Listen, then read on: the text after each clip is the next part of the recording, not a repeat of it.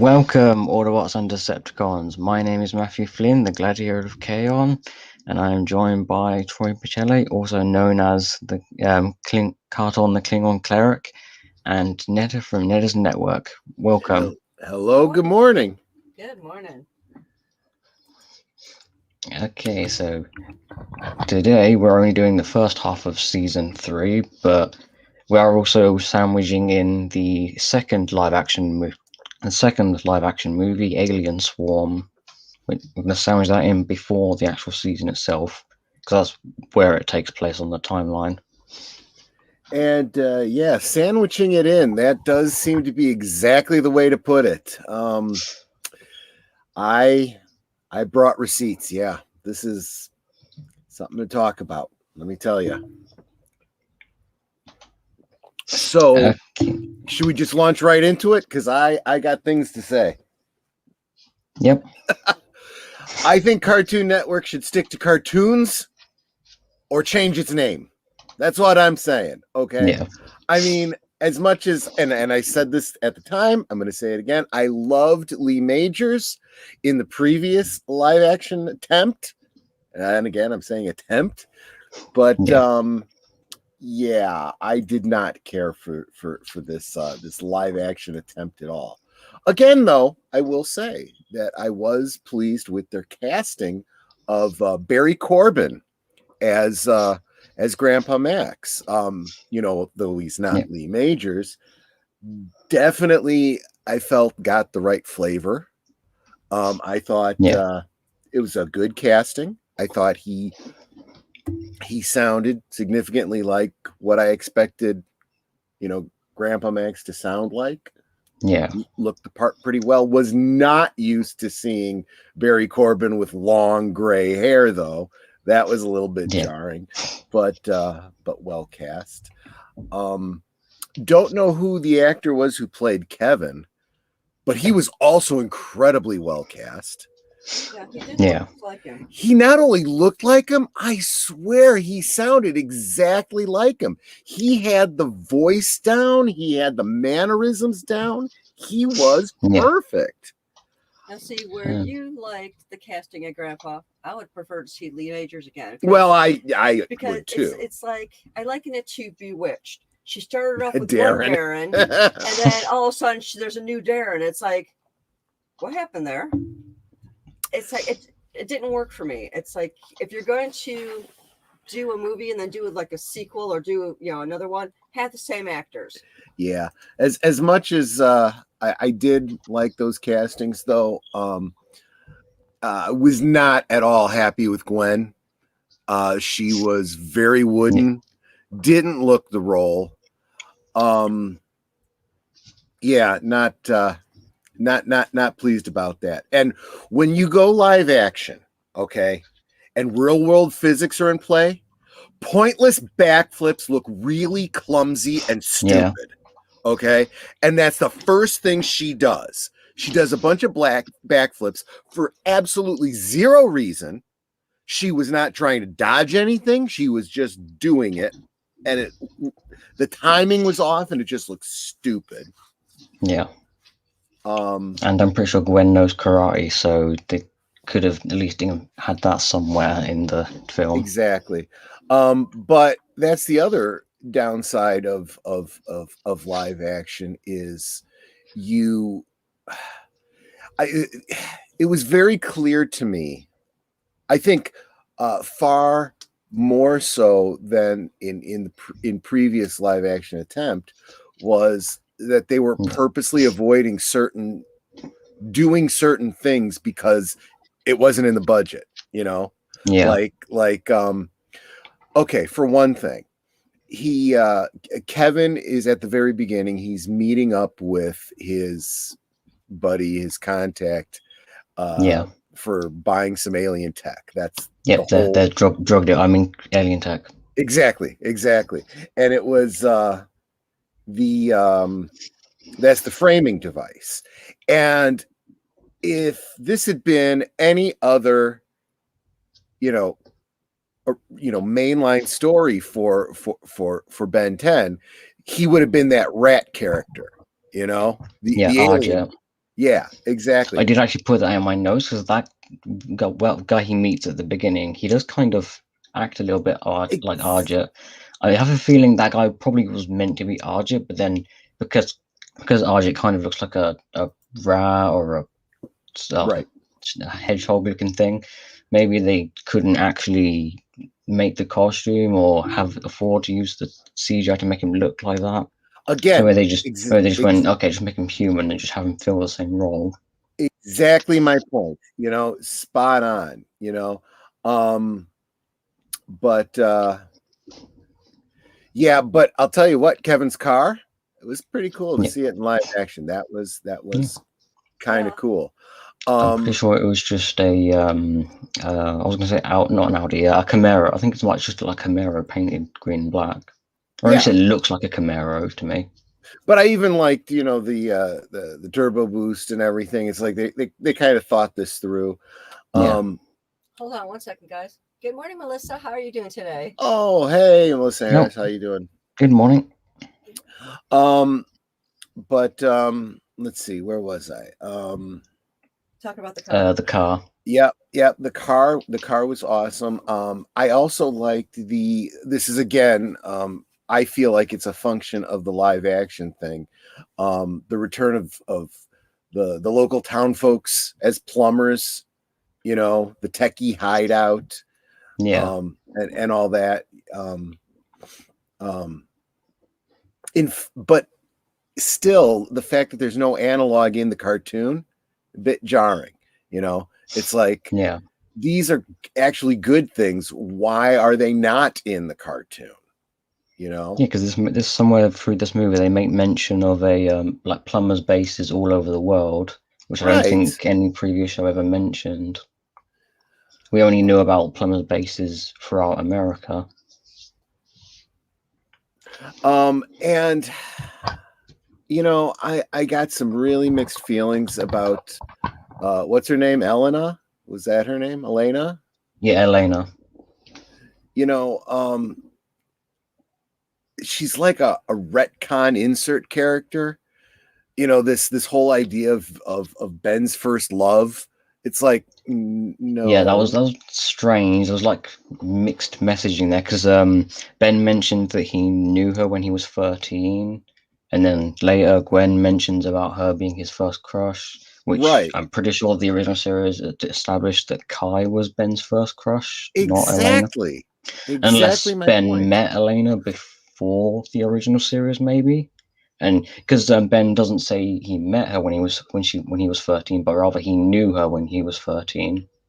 Yep. So And that they weren't that really just clear on that. kind of, I'm like, no. And for everything else you would expect with a new season or a new film or whatever, you expect there to be sometimes kind of clunky lines where people are saying things that are trying to help the audience that is new to get into it. Talking Yeah, about Elena and giving her background was significantly more clunky because, you know, it's yeah, Ben and Gwen talking about things they both should know without having to talk about. yeah, But beyond that, they're doing it for not just the new audience, but for everybody because it's yeah, a retcon kind of a thing. And it's like, I hate that. But I yeah, think that brings me to my biggest point, which I have to preface with a question. This yeah. is non-canon with the cartoon, right? No, it is in continuity. How the hell does There are that happen? and there are multiple things from this film that we will be seeing later. Well, I know So yeah, I've seen like Elena comes back again. Okay, fine. But and also Ben's card that Kevin gives him, we see that again. He uses that. The transformation Nanomach at the end, they will also turn into him as well. okay. And also the fact that near the end of this film, the character Ben and, well, not so much Ben, but more specifically Kevin and Gwen, they change outfits from the outfits they wore during season 1 and 2 in Alien Force, and then by the end of the movie, they were dressed in the outfits that they wear during season 3. Okay, all of that I can kind of buy, except there's two very important factors here. One, Yeah, maybe this isn't that important, but it's important to me just from a yeah, continuity standpoint.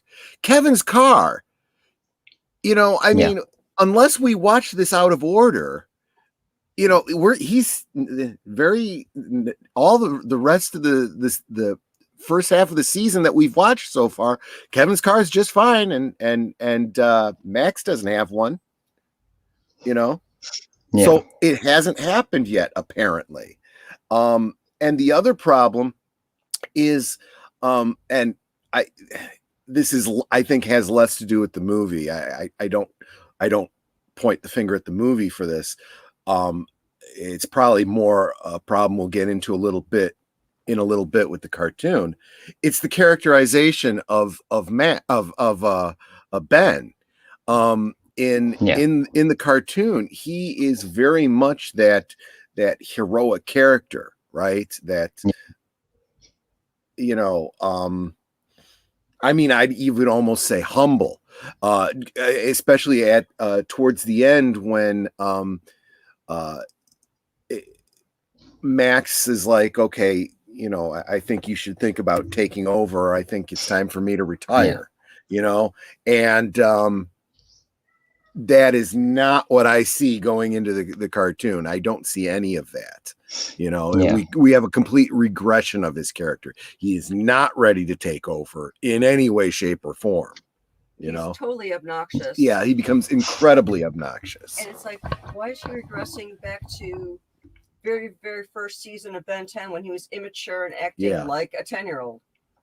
So yeah, I have real issues with this. Although kind of reining myself in a little bit, it's not as big an issue as I did with like the characterization of the parents in the previous one, and other issues like that. So yeah, this time you didn't see parents at all. Yeah, which was probably for the best. Yeah.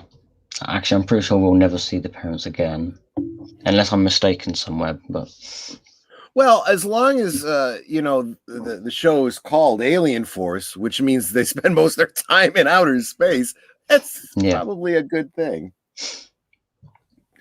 Okay, I'm done with the movie though. I mean, where are you at on it? I mean, I enjoyed this movie, but that's because I saw this movie when I was younger, and of course I have the DVD and everything. And I've had it for a number of years by now. Yeah, I've not seen this movie that many times, but I enjoyed this. I mean, the CGI is a marked improvement, especially with like the aliens here. And there are definitely some cool moments, like Ben jumping off the motorbike and transforming into Humongousaur in midair. I do find it weird though that he like grows the spikes or the plates or whatever on Humongousaur, but he doesn't grow at the same time. Maybe that's a difference in like the powers, or because like the show always showed the plates on Humongousaur when he grows giant. So I'm kind of confused as to if that's a case of where they couldn't afford to make Humongousaur like super massive. It also and I'm wondering if you know anything about this as far as the behind the scenes kind of thing. It really had a feeling of, and I said this about the previous live action, like it was meant to be a spin-off to a new live action ongoing series. Was there ever an intent to do that? I'm pretty sure there was no intention of that. I'm pretty sure it was meant to just be a live action movie based on the show. Yeah. I mean, this movie was made like halfway through season 3. So yeah, there was definitely time for them to acknowledge different things that happened early in season 3 at least, but they don't. Obviously they couldn't because this would take place before all of that, but they could. I mean, all they really did was have some of the characters change outfits to match what they wear in season 3. Although the whole Ben having a car and then him having the nanomech transformation, I think that because the film was made during the season, I think that's why they didn't actually include those elements in Alien Force Season 3. Yeah, just and that's the other thing. Again, if it is canon or continuity or whatever, very, very clunky. Very clunky. The fact that I go from watching this film to then, hey, and the other thing too is Kevin, not looking like Metamorpho from DC Comics, which I also had in my notes too when we get to the cartoon again. Very, very clear the way he acts and stuff. But yeah, I mean, he looks perfectly normal. So I'm like, okay, so how did he get normal again? What happened? Yeah, exactly.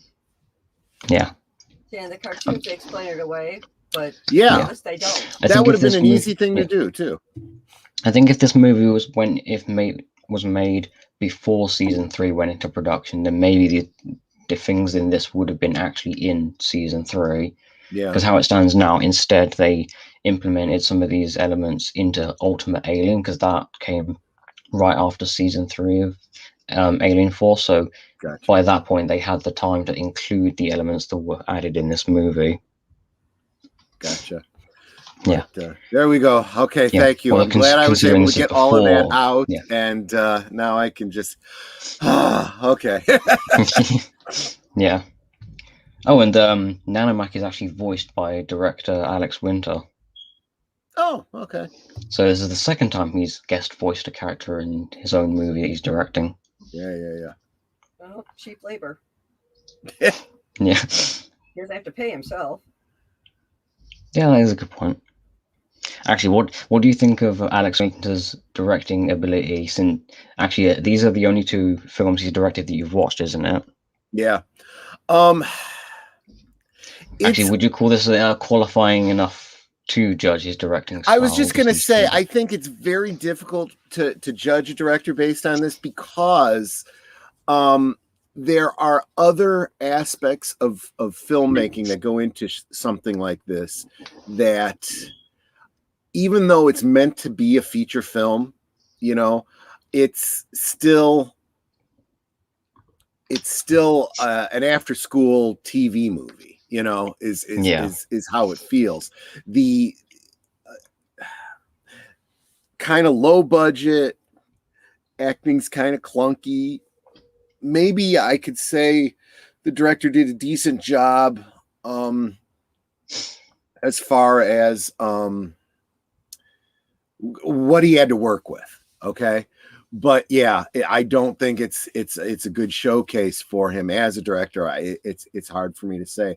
I did notice as I'm looking at your screen and I'm seeing some of the pictures you have up, that jacket that Ben is wearing, it reminded me of again in the movie we get Ben on a motorcycle, and I'm like, okay, where is this in the cartoon? This doesn't happen. Yeah, that's where it got me lost, because we started watching. I'm seeing all these people on motorcycles, and I'm like, what are we watching? And I'm also thinking, hey, this would actually be good in the cartoon. So many things missing in the movie I assume because of budget, which is very jarring. Yeah. So it begs the question, why are we doing live action? But then on the flip side, they actually do good stuff in the movie. And I'm like, well, why aren't we seeing it in the cartoon? It costs $0 to add those elements, Yeah. But it's like when Troy put it on for us to watch, like I said, I'm seeing these kids in motorcycles, and I'm like, what are we watching? He goes, this is Ben 10. I'm like, it doesn't look like Ben 10. Yeah, exactly. And nobody really felt like their characters, like looking at them, I couldn't just sit there and go, okay, that guy's Ben, that guy's, Gwen, or girl's Gwen. This is da da da da. It was like, who are these people?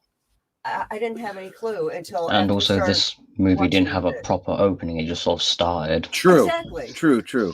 That's why I was like, what is this? What are we watching? So it that really adds to the jarringness of where it falls in the timeline, because any fan coming to this comes in going, okay, is this between seasons? Is this, between two particular episodes. Give me something to ground me in where this is taking place.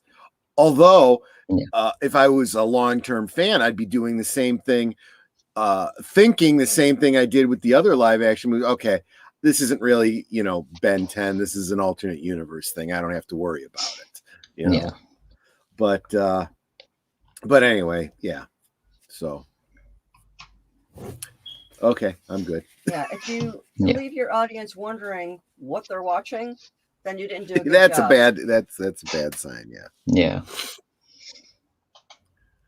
Yeah, Okay, so now let's personally start didn't like with the movie. Let's start with season 3. And the the first return 10 of episodes, at least. the return of Vilgax.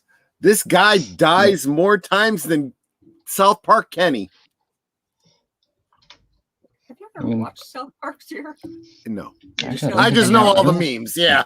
I don't think he actually has died. I think it's just a case of the last assume time we he saw died. him, he was thrown into space by Ben. Well, for South Park Kenny, it's actually a running gag that he dies in every single episode, right? Or so I've been told. I've never actually seen an episode of it. Exactly. Kenny doesn't die in every episode, but he does die a lot. Yeah. So I mean, I'm almost getting to the point of, you killed Vilgax, you bastard. I'm kind of curious. What do you think of Vilgax's new design and some of the new things about Vilgax? Let's see. What year was this? Did this come out? This was 2009. Okay. Yeah, 2009. Yeah, because Ultimate Alien directly follows us, and that came out in 2010. So or early 2010s. I will say this. I'm seeing a lot of DC Comics references, because he comes with now he has the framing story is he has subjugated 10 worlds. He becomes Vilgax 10 because he obtains powers from each one of the worlds that he conquers.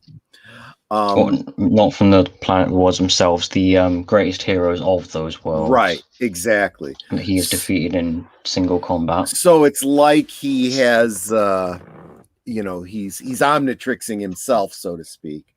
I kind of got, and this might actually be a little before your time, but actually I take that back, because they keep it alive in continuity. In DC Comics, there was a great crossover event that completely reshaped the DC universe called Crisis on Infinite Earths. And the whole establishing thing was the villain, this cosmic villain, was literally destroying each universe in the multiverse one at a time, and each time he destroyed a universe, he gained powers. So I kind of he became stronger because the positive universe was being destroyed and the antimatter universe was growing larger. You really know your stuff. Good on you, mate. And also the antimatter, he appeared in an episode of Green Lantern, the animated series, from like a couple years ago. Obviously that wasn't the story of the show, but the character himself appeared.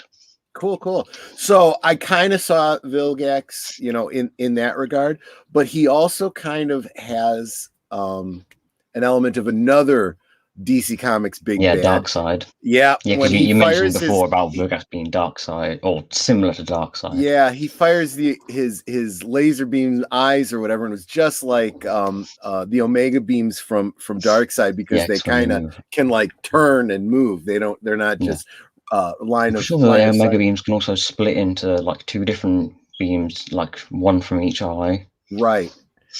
Obviously, I find that weird, because I'm pretty sure that laser beam that he uses is taken from Ultimos here, from the Galactic Enforcers, which is probably the first time we've seen them since the original series. Yeah, I think you're right. And his and I'm pretty sure Ultimos' heat vision doesn't work like that, because he's more of a traditional Superman copy. I suppose one could argue that since we don't know exactly what each power is that he got, maybe he's combining powers somehow. Yeah, but and he clearly has items and tools and stuff that he, we Exactly. assume, has taken from the heroes of the other 9 worlds, aside from Ultimos here. And one of the items he has is this weird gold gauntlet that he wears, which is very Thanos. Now, that's why I asked if it, you know, when this was taking place, because 2009, I was like, is that, you know, when does that fall in relation to when definitely before Thanos had any kind of involvement in the MCU. Thanos was, but I think the best we're gonna get is very in a couple years from this, we would have a small hint of the Infinity Gauntlet in the first Thor movie, like a background thing. You wouldn't even know it. You would only notice it if you were actively looking for it. So this definitely predates the zeitgeist of it in the Marvel universe, but any comic book fan still knew all about Thanos and the Infinity Gauntlet, because this was well after the comics. I think Thanos did have a couple big events in Marvel Comics in the early 2000s, or he was related to a couple. Yeah, because the Annihilation story and Infinity as well. That was also another one where Thanos was involved. So I definitely felt like there was a lot of homages to the comics. And again, I did want to mention, you know, Kevin's whole look. And I think starting here, we start to see him using his new well, actually, isn't this where we actually trying to remember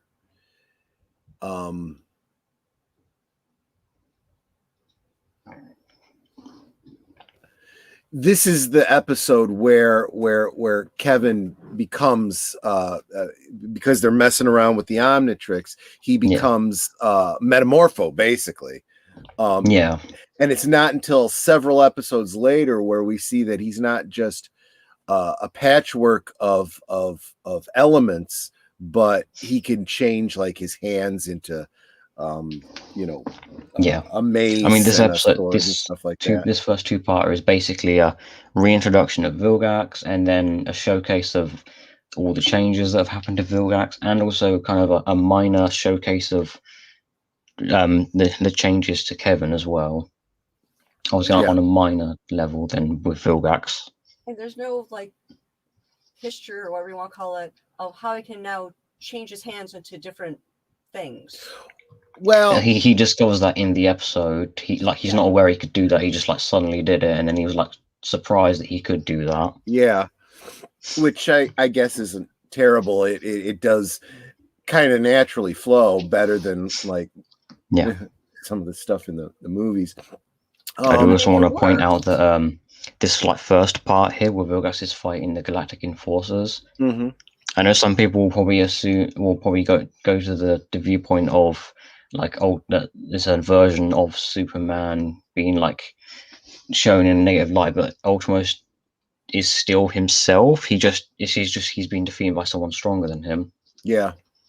So it's not necessarily like a bad interpretation of Superman or implying that in any way, but it's more of because Ultimos is still mostly exactly how he was in the original series episode that we saw with him. And I was going to say too, it was very another comic book allusion is Death of Superman.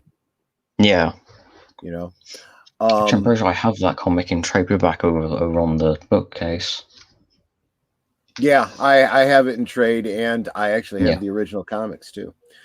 But so we got Vilgax coming to Earth. Yeah, along with his own little Desard. I'm pretty sure Desard would be the best comparison for this guy right here. Exactly. I actually was thinking a little bit like the Heralds of Galactus. I think I made that reference in a previous season, but basically, exactly. And although there is another character we'll meet later who kind of resembles one of Galactus's heralds, but I'll mention that when we actually get to that. But yeah, this guy here, I don't think they mention his name in the episode, but this guy's name is Siphon. We will actually hear his name be mentioned I think it's either later in this season or maybe Ultimate Alien, or obviously we'll learn his name later on, but in this like introduction, I don't think they say his name. I think he just sort of appears and does things. So we have a crisis situation. Well, actually, before we get to that, while we have Vilgax coming to Earth with all of his heralds, and he wants to, basically his whole point is, I now have, these abilities. I'm a match now for Ben Tennyson, so I'm going to go challenge the guy that keeps defeating me. It's no longer about what his universal goals are. It's his pride. I got to take out Ben 10. And I mean, his original goal is still in play. It's just his desire for revenge is the prominent thing right now. And on Earth, we have Ben just being so full of himself because he saved the universe. And it's even tongue-in-cheek, reference throughout the season where everybody around him is getting sick of hearing, yes, we know you saved the universe. Whoop-de-doo. Yeah. But he's literally forgotten all the lessons he's learned, because when he finds out Vilgax is coming, it should be the same reaction that the Doctor has to the Daleks, right? Yeah. Doctor Who has defeated the Daleks time and time again, but he never. Oh, the Daleks, and with the screwdriver. Yeah, the Daleks. Oh, I've wiped them out so many times. No big deal. He's still like, this is a big deal. Never ever. Does he underplay it because he's like, they are too dangerous to underestimate. Vilgax is the big bad to him. He should have this visceral fear, even when he is more powerful, and even when Vilgax is no longer a threat, he should still have this little voice inside saying, oh, he's the big one. He's the one that you should be afraid of, Yeah. But no, he takes it as, I got this, with both hands tied behind my back. Yeah, he's very arrogant, which was a big turnoff. Because, like I said, he's referring to season 1, episode 1, where he, first gets his powers and he thinks he's all that in a bag of chips. It's like, no, dude. It's like, why are you so full of yourself now? Again, it's like, what happened that you're acting like a brat? Yeah. Yeah. I mean, frankly, I was really hoping that he would just get his butt whooped so bad that he'd be limping in the fight. Maybe it would knock some sense into him. I thought that too, but I was thinking, he's already been through so much, he just can't be taught. Yeah, you probably got a point there. The ironic thing here is the whole character change with Ben. Most people, or most fans of this show, are kind of, to some extent, will acknowledge that season 3 has his character changed.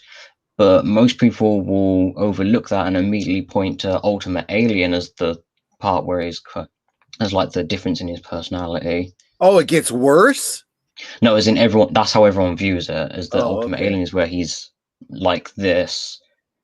Maybe I'm completely by myself, and because I view this version of Ben during season 3 as definitely more arrogant. But I view him as not full on arrogant, more of an inflated ego.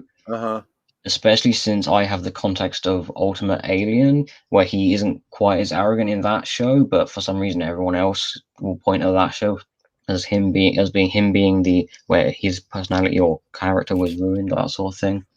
Well, yeah, I don't have a clue what's going on with that.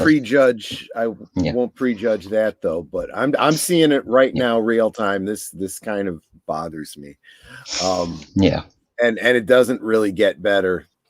Through the episodes we've seen. So because Gwen and Kevin are fighting the Snake Man. I think his name's Serpent. I think what he said. Yeah, and because they're like fighting him for an hour, and then when Gwen calls Ben and like basically forces him to come here and help. And when he arrives, he just turns into cannibal, just runs him over a couple of times, and then beats him.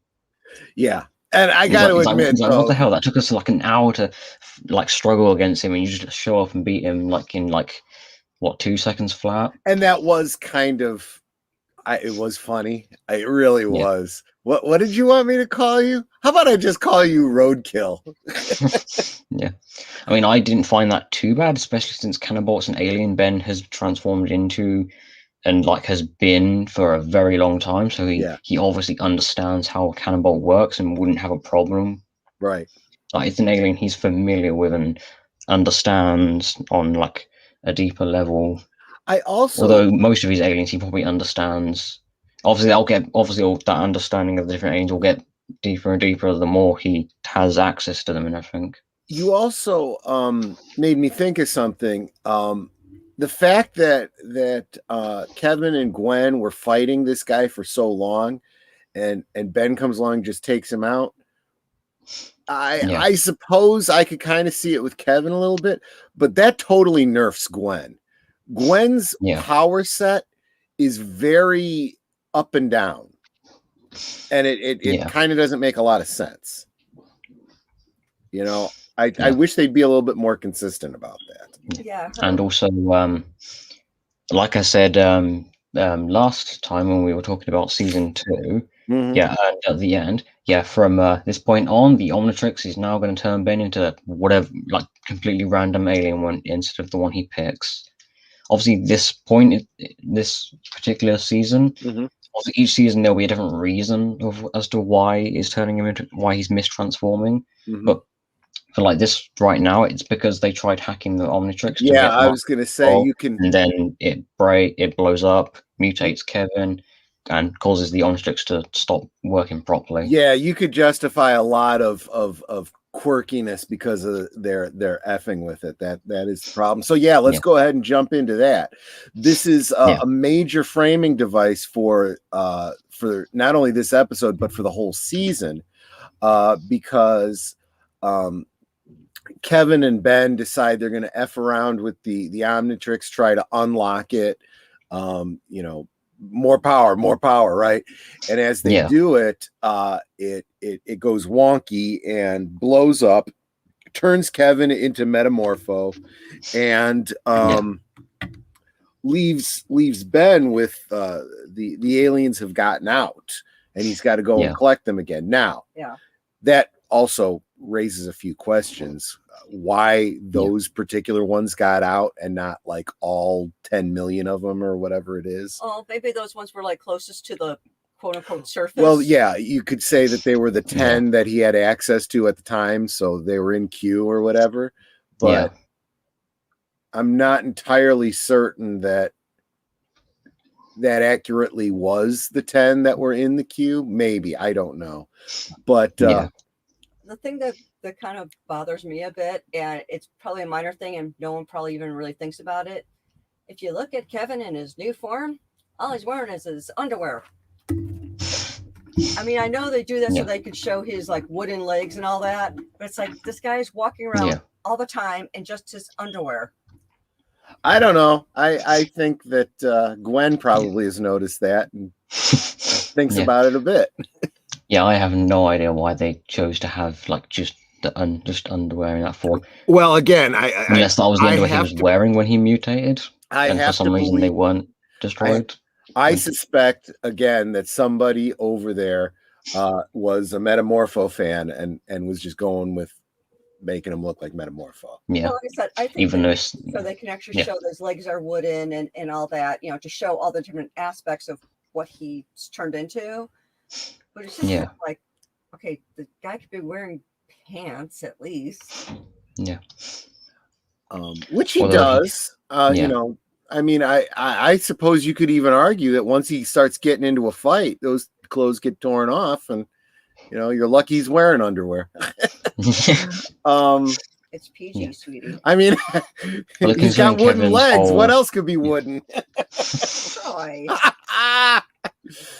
Okay, so anyway, I mean, Kevin's whole personality is more Ben Grimm the Thing from Fantastic Four than Yeah, I think they kind of overdid it. We're getting a little ahead of ourselves, but he spends the Yeah. whole time being all woe is me. I'm ugly now. Yeah. I'm a monster, and so on and so forth. And that's like the theme for several of these episodes. It's like, dude, get over it. Yeah, Yeah. you know, but I do understand, and I can't fault him too much because they are kind of playing it kind of simple with what actually is pretty decent and consistent, character arc for him. So I'm not gonna, bitch about it too much. But Yeah. And also there's the thing where he tries turning back to normal and it just doesn't work. Yeah. I mean, there is a reason it does that. Or that there is a reason that he can't just turn back. Well, see, and clearly he has very limited control of his shape-shifting ability. I mean, all he can seem to manage is a sword arm and a mace and just, basic things about his hands. So I can look at that and go, yeah, I can kind of see why he can't make himself look completely normal human. That would be pretty, intricate.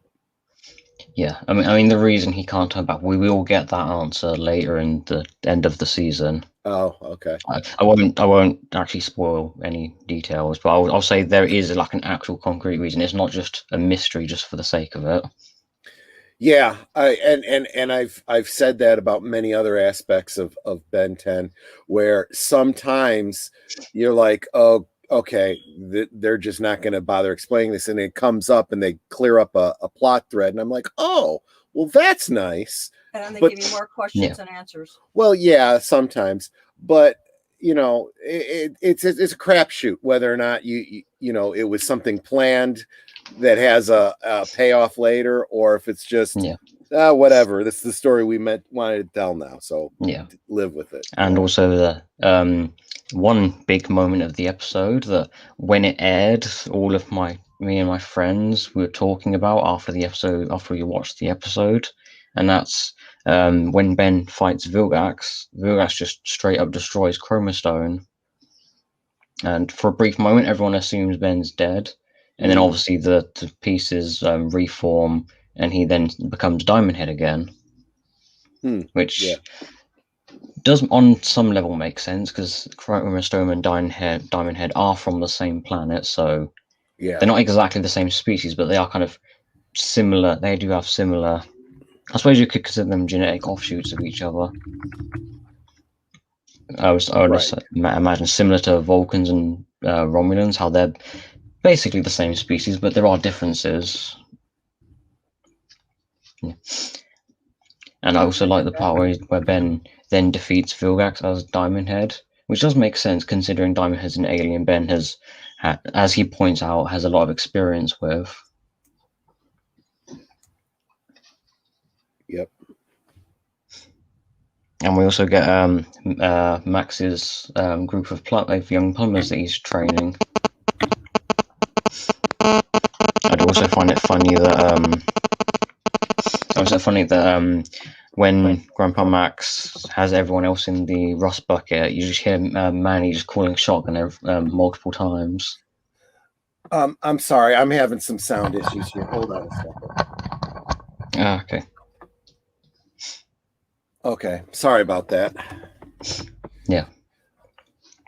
Wait, do you want me to repeat that last part? Yeah, please. Okay. Yeah, I like the part of Grandpa Max and his group of plumbers. They're like driving in the rust bucket, and you just have Manny just continuously yelling shotgun. Yeah. And they're just like, "You're already riding shotgun." It's like, but I like saying it.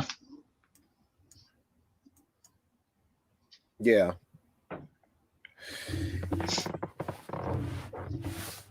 But it's nice that they're utilizing those characters again because you haven't seen them for a bit. Right. Yeah. It always kind of bugged me in shows where you have a really interesting group of characters and then they use them like once or twice and you never see them again. It's like, but they're really good. Yeah.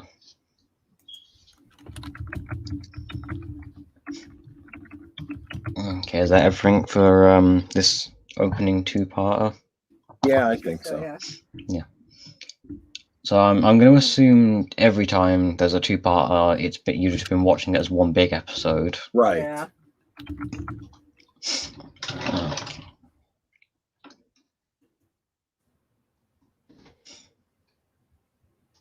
Okay, next episode, Inferno. Inferno. This episode is an episode featuring a returning character from, I think, season 1, I think was the last time we saw Volcanus. Mm-hmm.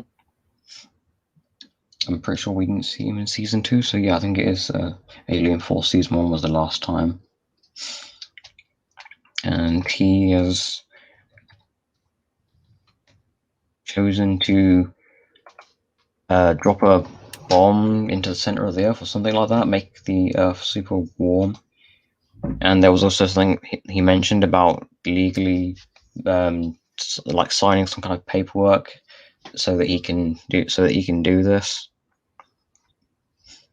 And I find it very strange that, obviously, anything alien, probably, or any kind of alien paperwork or deal or anything like that, probably won't be too relevant to like just life on Earth, because I'm pretty sure most humans won't even like have a clue what's going on. Yeah. Okay, not many episodes of this are even related to the episode. Like this. I think that actually no, it's not. Yeah, multiple of these multiple of those episodes, all those images of episodes are not even related to the episode we're talking about. Right. In fact, some of them are spoilers, so I think I might actually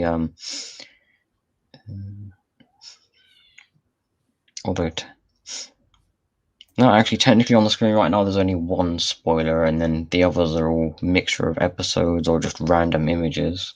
And I think a lot of times when you think it's a spoiler, it's so out of context, it doesn't mean anything, Yeah, that's probably just because I've seen it and I know what's going on in that context. Mm-hmm. Okay, there we go. Now I'm pretty sure there's no spoilers now, or potential spoilers. There's actually a moment early in this episode that kind of reminded me of the first Alien vs Predator comic. Specifically, this moment here when they're outside and all the alien cows are running around. I don't know if that was in like an intentional similarity or if it's complete coincidence, but I did notice like a similarity there.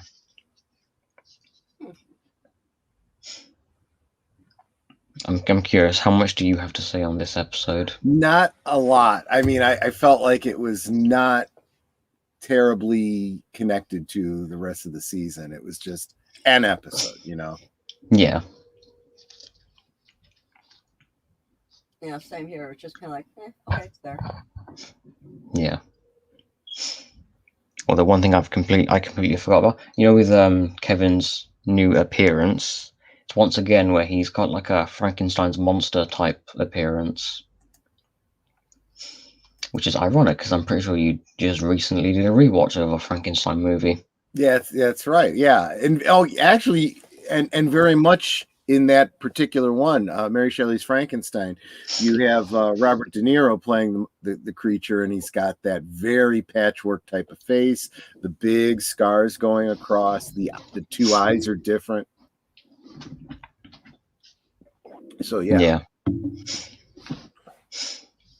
We wouldn't happen to be planning the rewatches accordingly, because this is the second time you've done a rewatch, and then we did these, and there's like a similarity. Completely serendipity. It has, it's just coincidence. Yeah, like this one we've got something relating to Frankenstein, not directly relating, but having like very strong similarities. Yeah. And then last season we had the final episode called War of the Worlds, and you did a rewatch for War of the Worlds.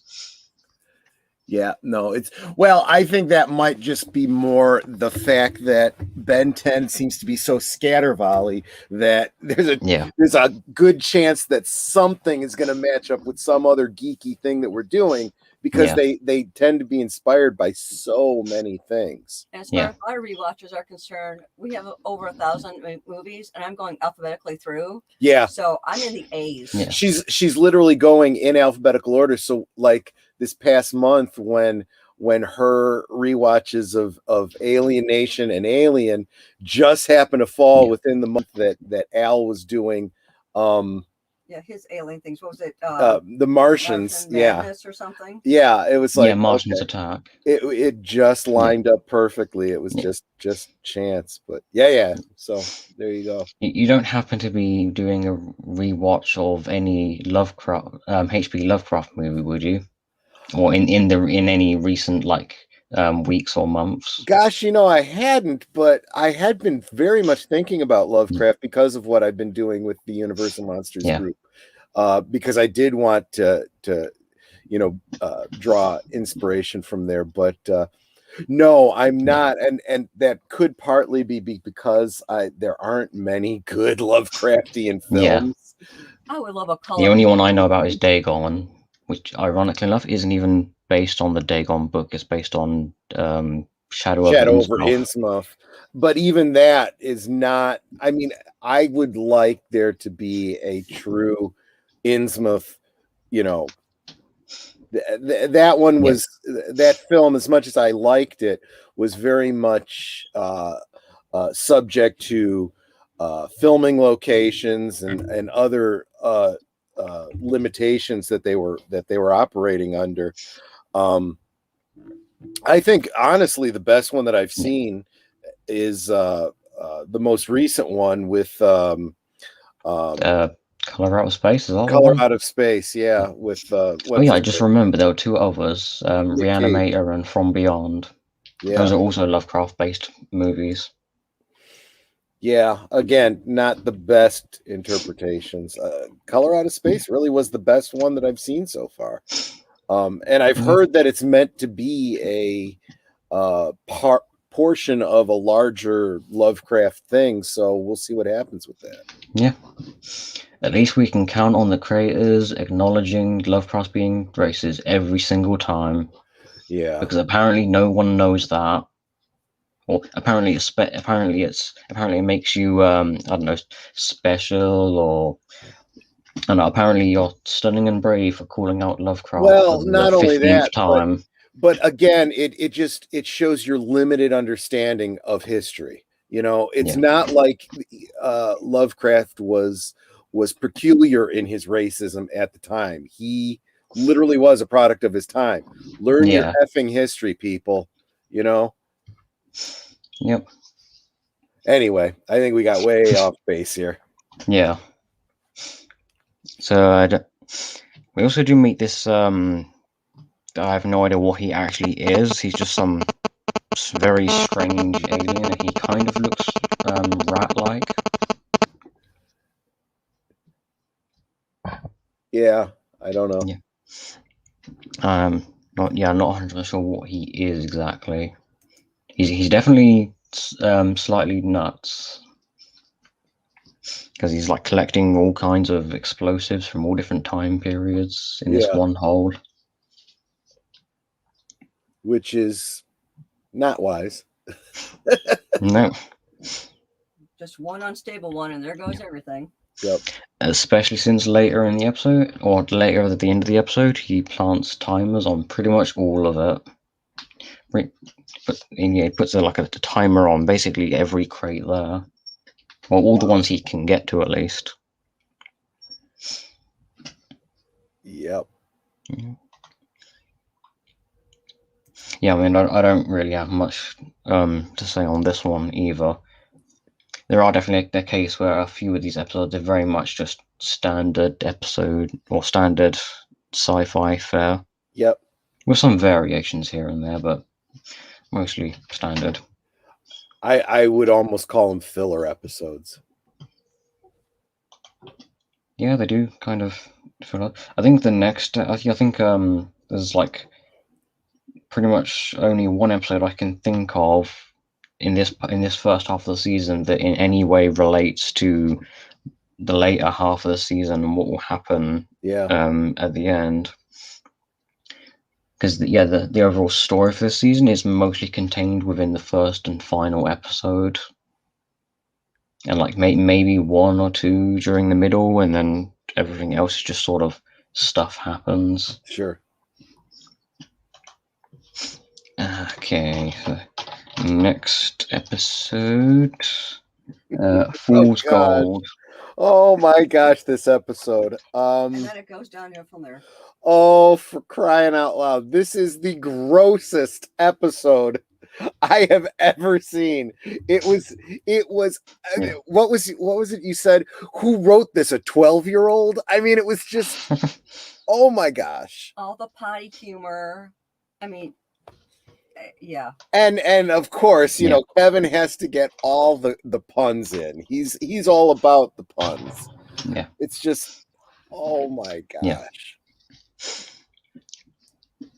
Although I have noticed that most of Alien Force, the funniest quotes, the funniest lines that you've quoted have been from Kevin. Yeah.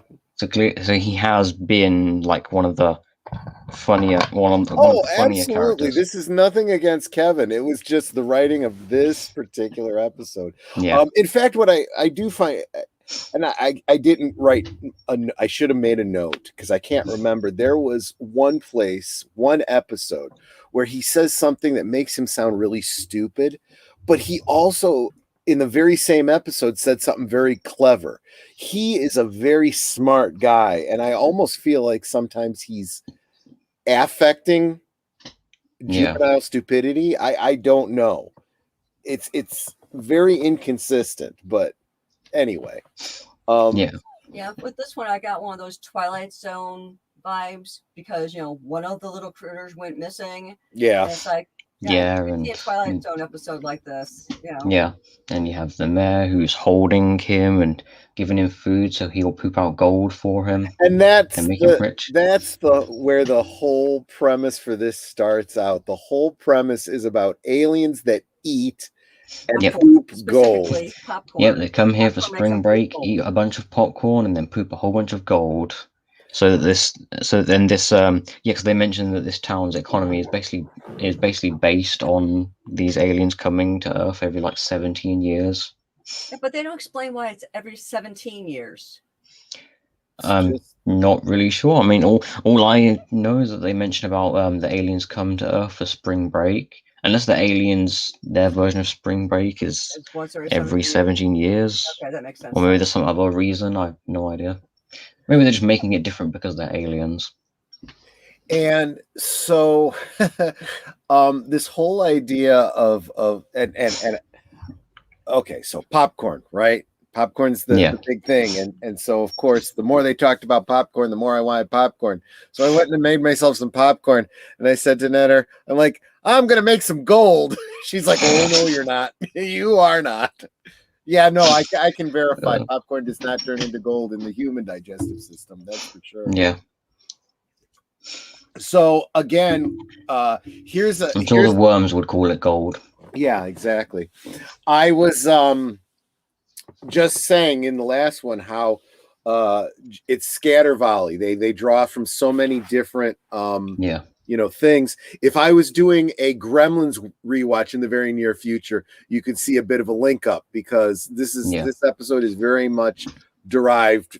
It's got to be derived from Gremlins. Yeah.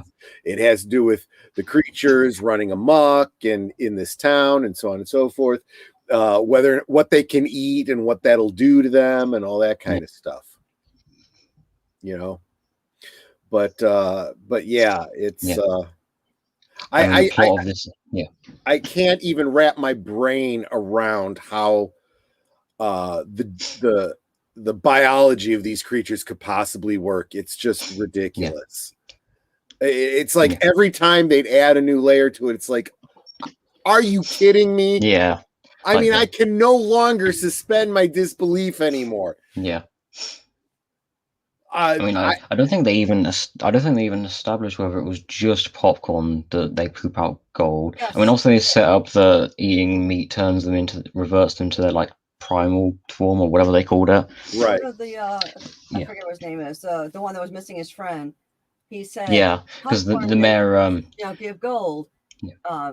Meat makes us do this, but then there's all these other things that they can't eat, yeah. and yeah. But I really did feel like every time something else came out, it's like, oh, come on, this makes no sense. It's. I'm just thinking, why doesn't the townspeople know all these rules already? Since they've been here, they were here like 17 years ago, and I would assume they've been coming to this town for a long time. So surely someone should have like said, doing some kind of, I don't know, trade, or like one of the members of the species saying, okay, we can eat this food, don't give us this, and this, or these things will happen. Yeah, and not only that, it also begs the question: why is it that when the mayor captures one of them and is force feeding him? Okay, yeah, it makes sense. Yeah. Force feed him the popcorn because he poops out gold. Why does he decide to give him the one thing that's going to turn him into a creature if he doesn't know it, right? And if he does know it, what's his purpose for it? And why choose meat over popcorn? Why not creamed corn? Why not grits? Yeah. Or just give him a whole bunch more pop, because he had like a very small pile of popcorn in front of him, and I was like, why not just give him a whole bunch more popcorn? Because he said he'd been eating it and he couldn't eat anymore. Yeah, well, that's where the logical story progression would be, like how you make foie gras with geese. You force feed it. You literally put a pipe down his throat and start stuffing it in. That would have made but no, this like Nanette said, did a 12-year-old read? It doesn't even have to make any sense. It's just whatever. Let's go for the next poop joke. Let's go for, okay, now we want him to be a big monster. So what happens if he eats meat? He goes, okay, so let's give him some meat now. Given that, apparently silicon makes them sick. Yeah, which I suppose is more of a convenience, so they can end it, have a clean ending. Because I see what you did there. That's funny. Because one of Ben's aliens is made of silicon, so it's like the writers will probably like, okay, if we do this, then we can we don't have to spend like a whole bunch of time trying to come up with a reason to resolve this situation. Let's just go, okay, this alien's made of silicon. Let's make them poisonous to them. I did say, however, that when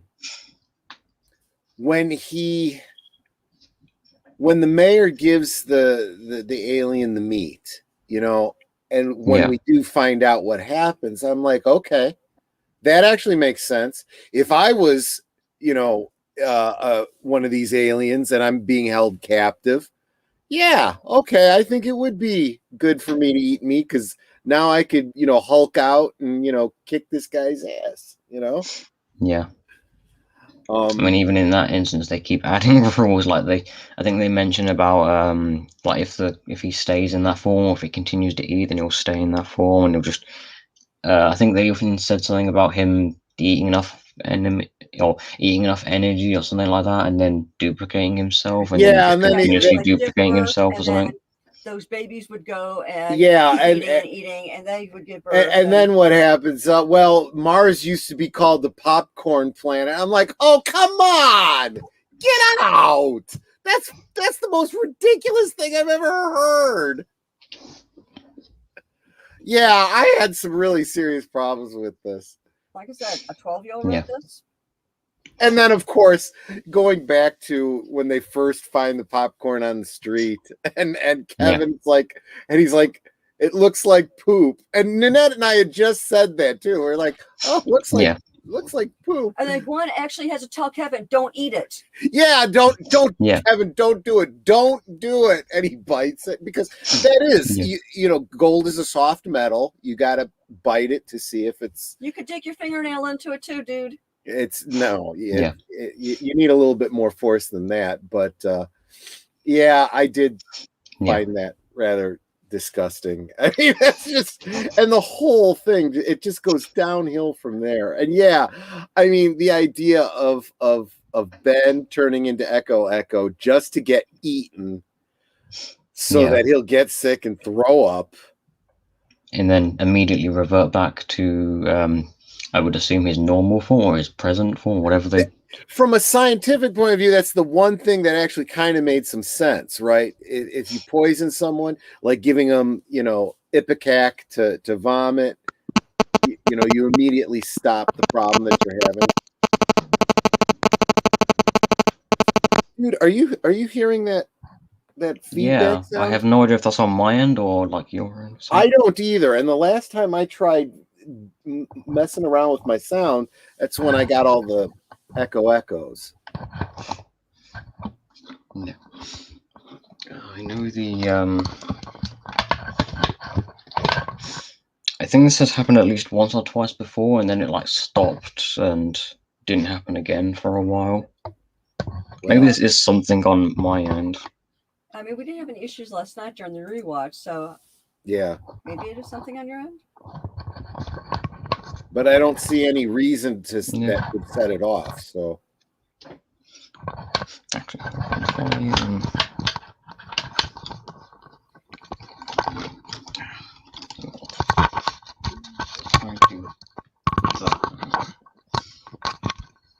maybe the wire on this mic is messing up or something. If I do that, maybe that will help. I mean, I'll find out. As we continue, I suppose I'll find out if that helped. Yeah. So, yeah. Yeah, all I got for that one was my nose is gold poop. That's literally all I wrote. Yeah, gold poop, silicone vomit. Yeah, it was childish. It was all just ridiculous, gross humor. It's almost like the writers were like, "We don't have an idea for this episode. Hey, son, what would you do if you were doing this? Gold poop." Yeah, and it just begs way too many questions, because I mean, whereas there was the episode previously where the baddie forces Kevin to turn into this substance that's very valuable. I'm like, okay, I see this. This kind of makes sense. Wait, that was the season 1 episode. Yeah. Because obviously with this episode, Volcan does actually call back to that episode because he mentions about all the Tadenite that he got from Kevin. Right. And that he spent it to then to buy a warrant or something. I don't know what he specifically said it was, but some kind of legal paperwork allowing him to do whatever he wanted on Earth. Right. And so that actually kind of made some sense.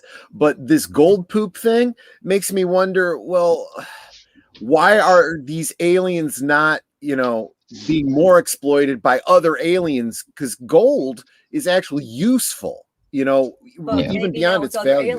Maybe with other aliens, it's useful. It is useful beyond value. It is not. It has nothing to do with monetary value. It is a good conductor, so it's good in electronics. So there is value to it throughout the universe. It would be universally useful.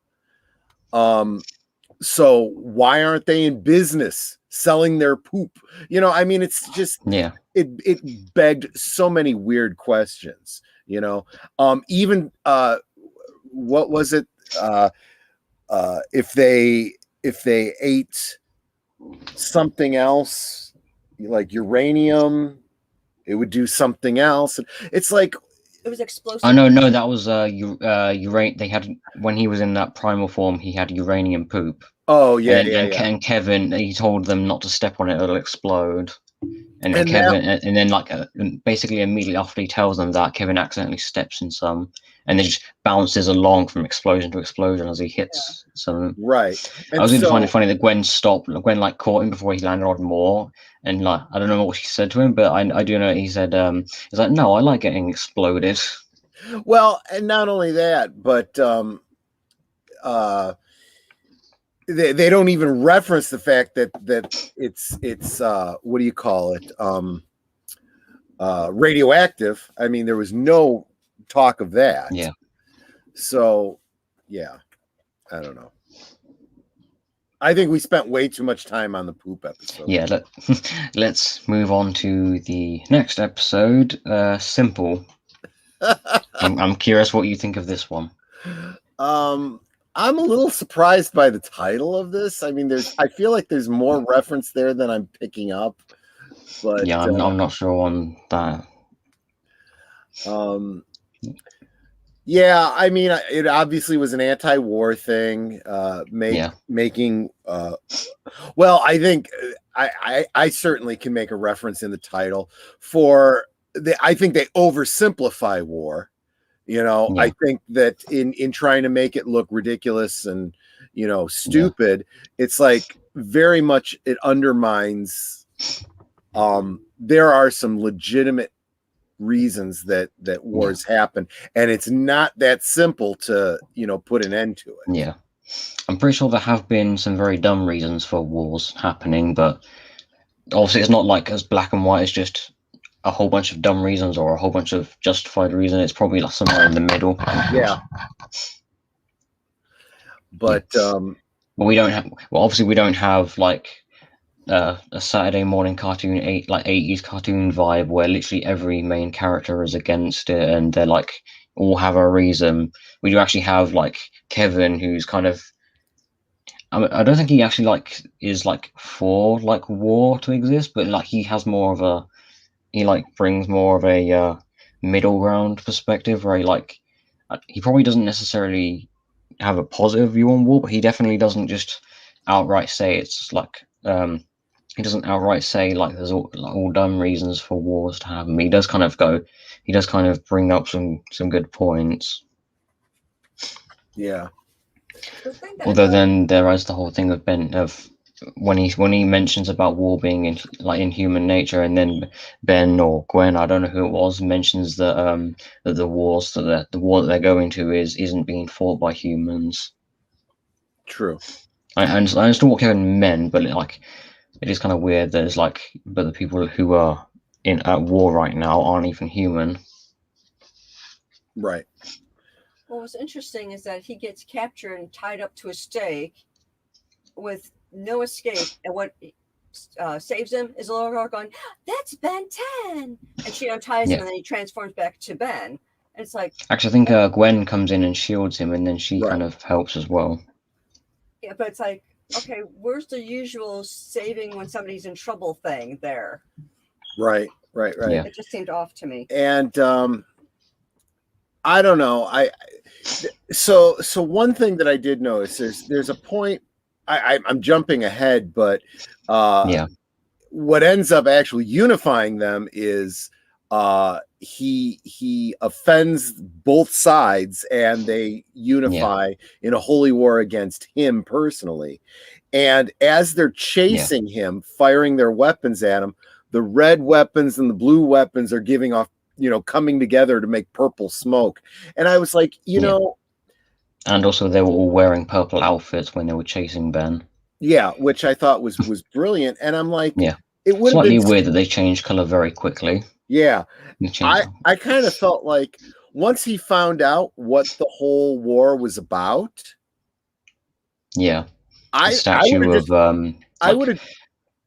have gone to, I mean, this is not what they wanted to do with the episode, naturally, but I would have gone to Kevin, who had been spending the whole episode painting guns red and blue, taking his paint, mixing it together, and then dumping it on the statue and saying, "Look, he's purple. Situation solved." My thing was, your statue is white. If he had been red or blue before, why is he not red or blue now? He's white. They said it was like the paint had worn off over time. Yeah. Because that happens with Greek statues. I'm pretty sure they were painted in the past, but now they don't have any paint on them. Yeah, exactly. Yeah, and it's I believe they mentioned about the statue of being. I don't remember what the name was. I think they did actually give a name for the guy, but him being the foundation of their whole society and everything. Right. And basically being very, very important to them. Right. He's like the Kalis or Sirach or Jesus or whatever. Hey, maybe he Or was maybe red more like and blue Moses. on like two. Maybe he was like two-sided. Maybe it was like red on one side and blue on the other side. Ah, yeah, exactly. Like that one character from Star Trek with the white face and black face. Exactly. Oh yeah, the Sharon. yeah, and they have the black and white reversed for different people. Exactly. And the whole allegory for racism and everything. I don't know if that was the only message that episode was talking about, but I know the whole racism was one of the primary points of that episode. Yep. What gets me is Ben goes to help this girl because she pleads with him, please come help my planet. And when he does go to help, then she's like, well, now you've made things worse. I hate you. It's like, yeah.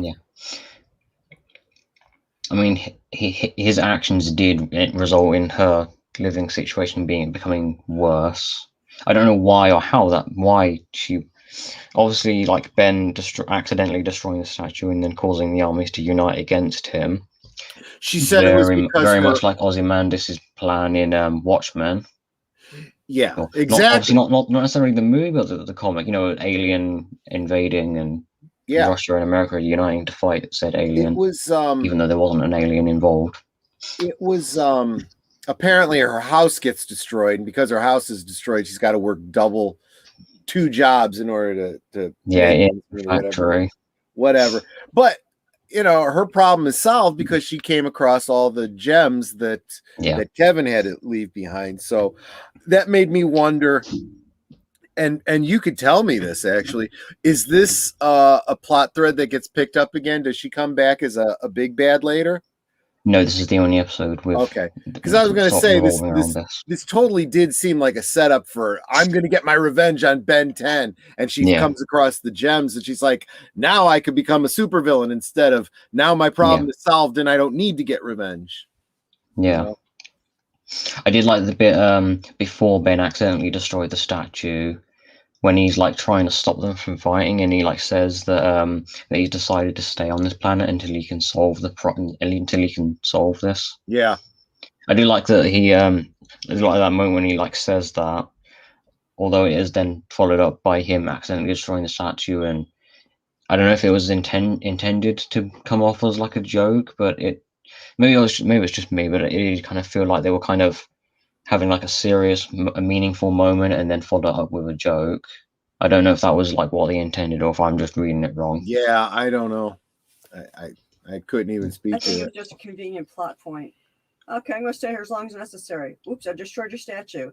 Gotta go. Bye. No, you guys are united now. Okay, I'm leaving. Yeah. And we also have this episode as the introduction for one of Ben's new aliens, which is this magnet guy, Lodestar. Yeah. I really like his transformation sequence as well. I mean, it's an interesting character, but he's like, I don't got time to break in a new guy now. Yeah. I'm pretty sure the feature where the Omnitrix basically inputs all the natural instincts of the species into Ben's head, I'm pretty sure that feature is one of the things that's broken as well. Because Ben doesn't act like he knows what when he's using this alien, he's like trying to figure out what it does. So I'm going to assume that feature is also broken. Probably, yeah. Yeah.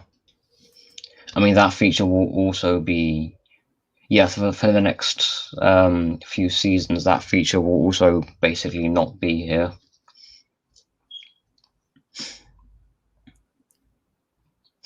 Okay, there's once again not many images related to this episode. I have written in my notes it's like red versus blue, like as in the web series or the Halo web series. That is also, well, that is literally called Red versus Blue. Mm-hmm. It's very fun if you haven't seen it. I haven't, but yeah, I'll have to check it out. Yeah. I'm pretty sure Rooster Teeth, actually, I think they remastered a whole bunch of the older episodes, because when they started the show, I think it was Halo 3 was the most current game they were using, and since then more Halo games have released, and I think they've gone back and remastered those older episodes with the newer game engine. I mean, the older versions are still available. It's not like they've gone back and just erased the older versions. They are still there. Okay, cool. Next episode, Riedel. I'm pretty sure I'm not pronouncing that correctly. I have no idea.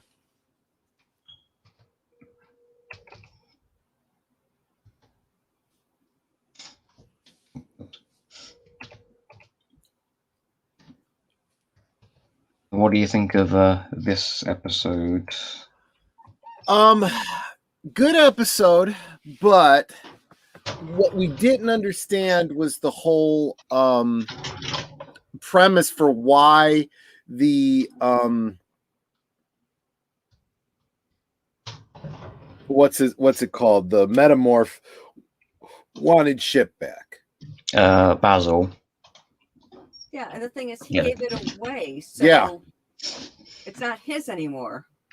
Yeah. When they actually get to the courtroom where Basil arrives as well, he does mention about after the ship joined in the war against the Hybrid and helped Ben save the universe. I don't know what he specifically said, but he does mention about like that kind of that making Ben famous and shit being like involved in that, and then I think he like wanted to make money off that or something. I don't know what his specific goal or intention was with that. Yeah, I probably should have wrote that down. And unfortunately, we in that courtroom scene, I almost felt like Kevin was about to get to, an argument that would have been addressing that, but we never get to find out because again, Ben steps in and says, "Hey, how you doing?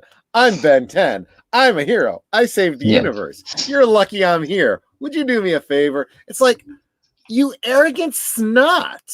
And everybody is shocked when it actually friggin' works. You know, even after like he turns into Humongosaur and smashes the accidentally judges. Smashes the judges table, It's like, okay, contempt of court, something like that. Nope, she finds in his favor, and everyone's like, what? It's like, it bugs me when they do things like that, because it's like, okay, a simple explanation would have solved the entire thing. Your Honor, back in, like 2 years ago, however long ago it was, this man a few months ago, I'm pretty sure. Whatever.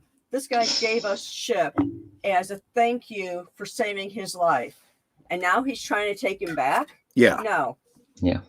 It doesn't belong. Actually, I don't think he. I'm pretty sure Basil didn't give him away. Give him away to or as like a reward. I'm pretty sure he was just like discarded. When they asked if he wants shit back, he's like, no, you keep him. Yeah.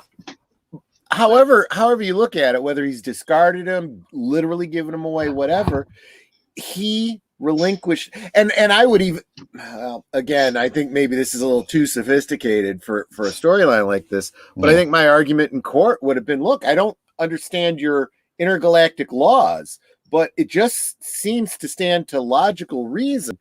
If you discard something and someone else takes possession of it, or if you give it to them and they take possession of it, it is now belonging to someone else. You've relinquished your claim to it. Yeah. I don't think then, I mean, if Ben's going to pull out the I'm Ben 10 card, I think you hold on to that until everything else has been, tried first, Yeah. But anyway, so that was my only like real issue with the story. I don't know. I just although I thought the judge made a funny comment when he said, "You sent the whatever brothers to bring something back alive?" Yeah. Because apparently that's not their forte. Yeah. I mean, considering the first time we see the Riedel brothers, they blow up a I'm assuming it's a police drone, like pulling them over for a speed violation or or some kind of violation. I don't know what specifically it is they did. And yeah, because Octagon's like says to keep cool and let him do the talking, and I think he gets like only a few words into his sentence before Rhomboid just blows up the droid. I do find it weird that they kind of in their like truck thing they're flying through space and they just have windows opening and closing. Yeah, there's just no worry at all about breathing in any oxygen. Right. Now, I don't know who the voice actor is. Actually, I just looked it up. It's a guy by the name of Matt Wayne. He does the voice of Rhomboid Vriedel. And yeah, Nanette and I kept both saying, "Oh my gosh, he sounds so much like Pat Bertram, who played Mr. Haney in Green Acres." As I pointed out to her, I said that's probably intentional. It's a very iconic, Southern, character in American culture. So I'm sure that's what they were going for. Yeah. Even though they're from space and have no relation to the South of America whatsoever. Exactly right. Or Green Acres for that matter, Mr. Haney. But well, I hope you like the Riedel brothers, because this isn't the only time we're going to see them. Yeah, I know. They also reminded me a little bit of what was that movie we just saw recently? The heist movie with it's like two guys trying to rob a bank at the same or two groups of people trying to rob a bank at the same time. One of them was a well-organized group of people and the other two were just these dumb yokels. Yeah. I got to look it up. I know. But it reminded me. And in the center of it was the guy that they call Dr. Dreamy or whatever from some other TV show that I never watched. Yeah. And he's one of those fellows that he can look at a situation and like puzzle out exactly what's going to happen before it happens. And he's actually withdrawing some money from his bank account and he tells the teller, "Get down." She's like, "What?" He goes, "You're about to be robbed." And he ends up jumping over the counter, pushing her down to the floor. Flypaper. Yeah. It's called Flypaper. Yeah. So the two bank robbers in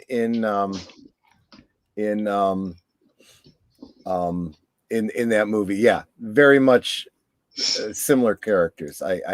I'm sure there must have been. Well, no, it couldn't have been because Flypaper was 2011. So this definitely predates that. But so maybe that's where they got the idea. Maybe the guys from Flypaper were fans of Band 10. You never know.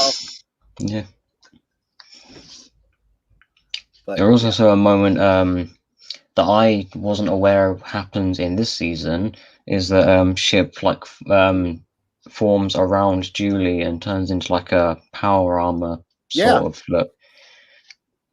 For some reason, I remember that happens later in Ultimate Alien. And for some reason, I assumed it happened there first, but actually it happens here first. That was really kind of interesting because she had this armor, and then she's telling him, "No, don't shoot. No." But see, and that was so frustrating because there actually got to a point where it's like they're shooting at you. Let ship help you. And then the way they solve everything is to go on bubble wrap.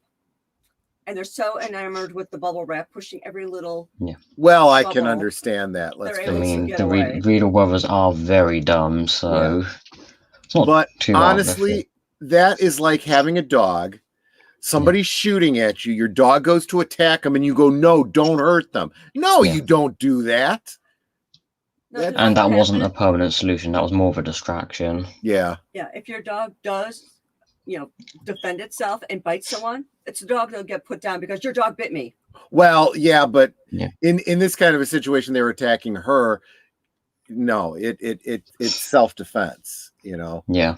But this was that the legal. I see, and I tend to read. The law tends to be a plot device in shows like this, whereas I really care about the law, so I am interested in the law. you know. So I tend to overthink these kinds of things far more than the writers of these shows do. So yeah. So that's where it comes down. I did find it funny when they pulled out the I'm pointing at the right screen, but by the camera I'm facing the wrong way. This here. Right now I'm pointing at the wrong screen, but on your side it doesn't look like that. Right. Yeah, this image here of Octagon holding up legal documents. Yeah. I do find it funny that when Julie says that she doesn't understand it, obviously because it's not in English. Right. And I do find it funny that they're just like, yeah, we can't read it either. Obviously they don't understand it for a completely different reason. Exactly. That is kind of funny. That's right. Speaking of which, not understanding, you know, when the mechamorph shows up and says, "You are no longer in my employ." Yeah. What does he mean? It means he's not going to pay you. And that's when he gets mad and shoots him. You know, it's like, again, it does strike from a business law standpoint. Wait a minute. I understand that you are terminating our employment, but we have already done a great deal of work for you. You owe us something, you know? Yeah. But yeah, you get the distinct impression that they are not that rational. Yeah. But I do well, Rhomboid at least isn't. Yeah.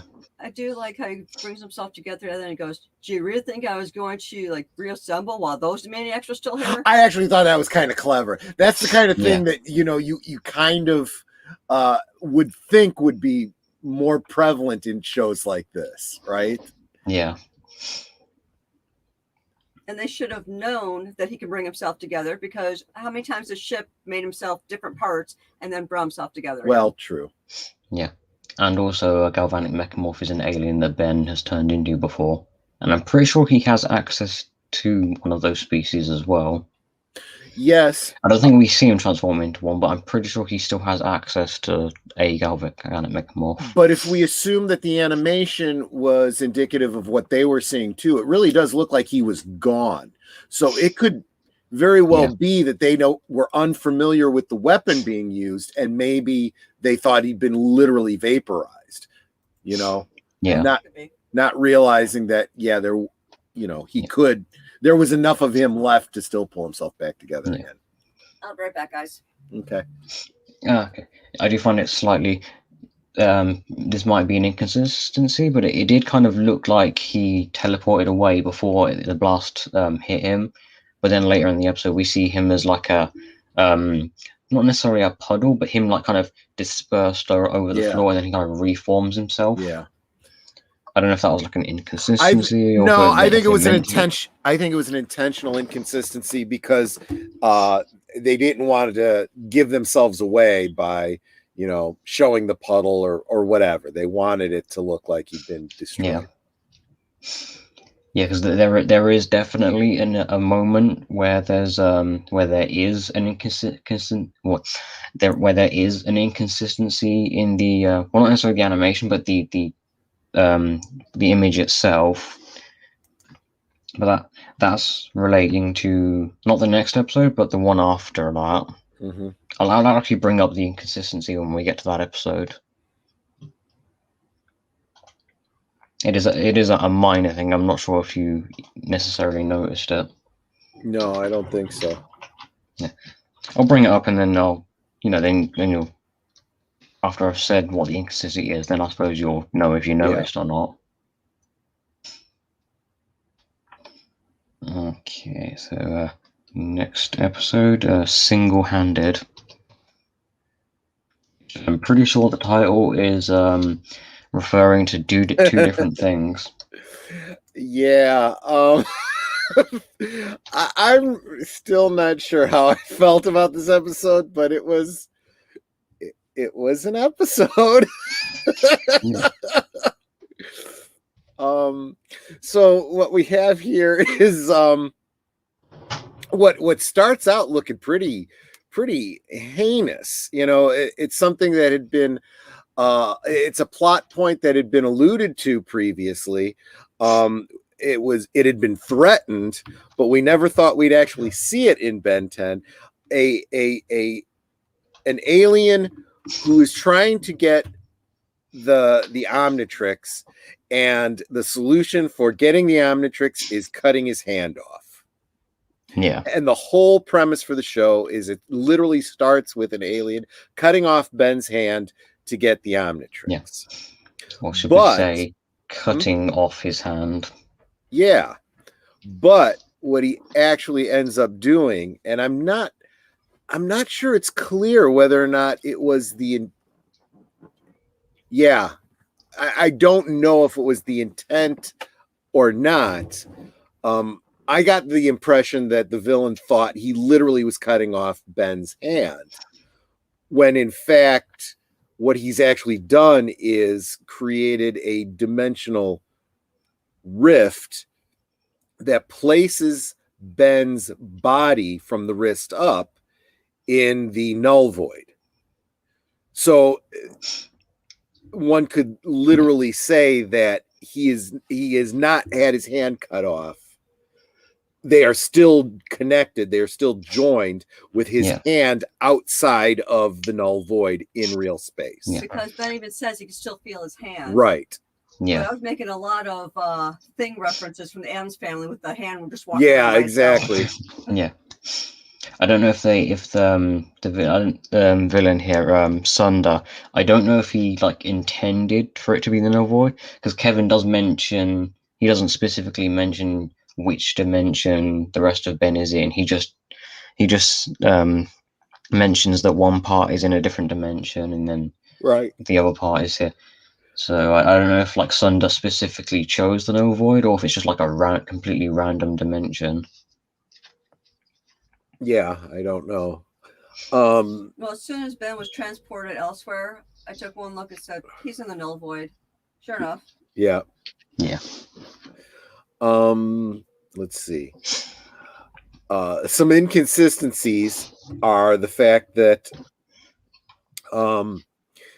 we see Ben doing things in the null void that, you know, like clenching his hand or punching or whatever, and of course his hand in the real world is responding as you would expect it to.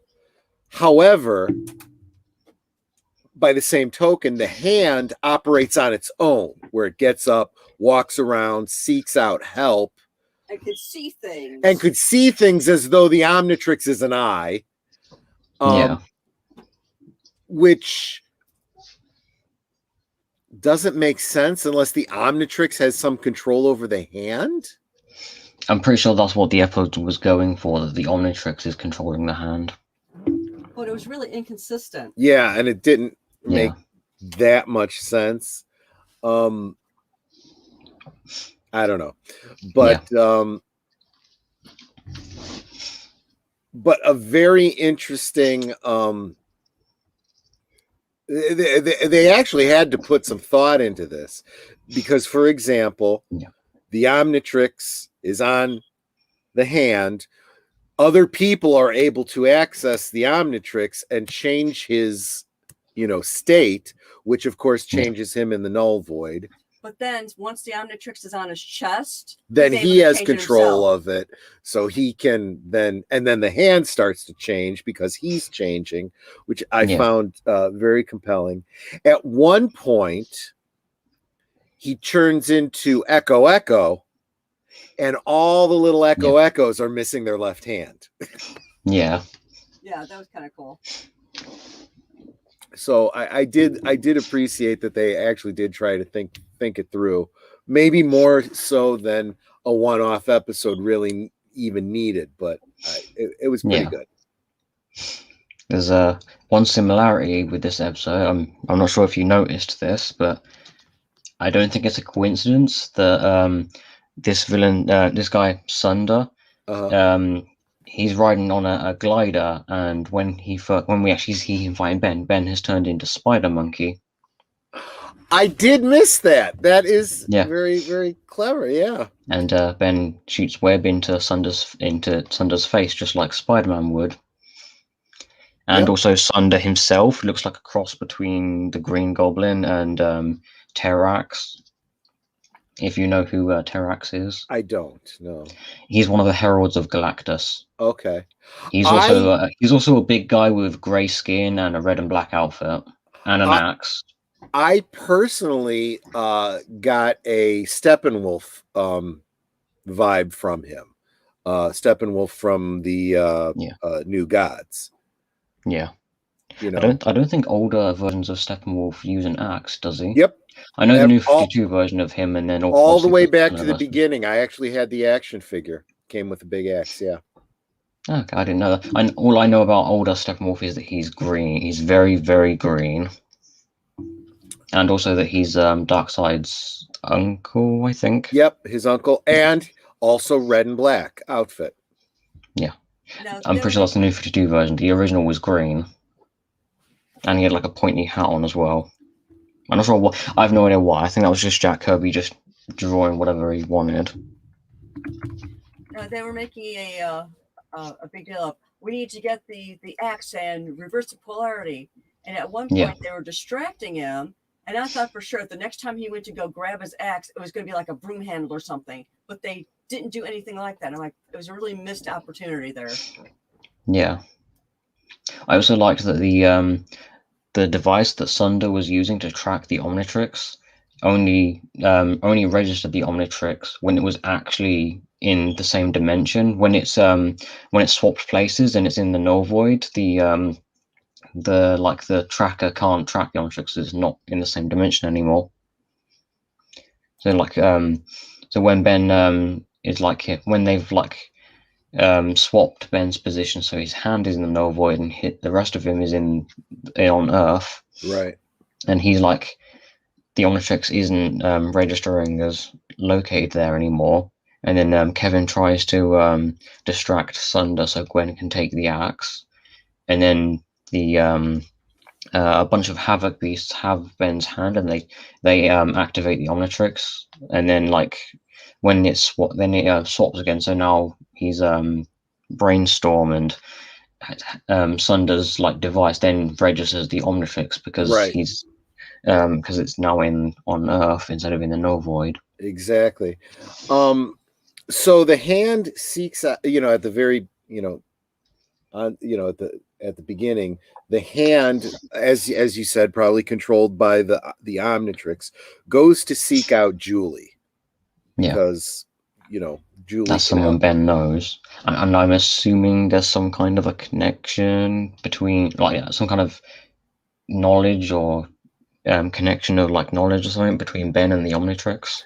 And why Julie over say Gwen or Kevin? I just assumed it was proximity. She was the closest one that could help, right? I thought, I would guess my girlfriend, she will recognize my hands and take. But again, it wasn't Ben who was in control of that. It was the Omnitrix. So whatever the reason, but I did say that they. And it's probably best that they did, but they missed a joke here because I said this would be a great opportunity for the, hand grab something that it shouldn't. No, I wasn't in control. I don't know. Yeah. Here's the thing of why I think the hand went to Julie.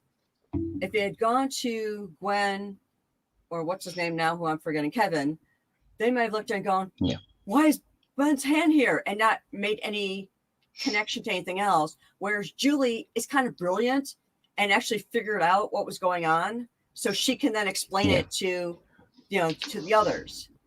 They tend to be pretty inconsistent with that. It's whatever the plot needs.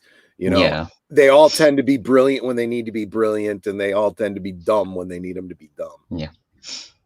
And Kevin tries making a joke as well, because obviously he's familiar with the with what's going on here. Right. Exactly. And he mentions about his nose and his body were in 2 different dimensions. Yeah. And he's like, aren't you going to ask me how I smelled? Terrible. Just like that joke.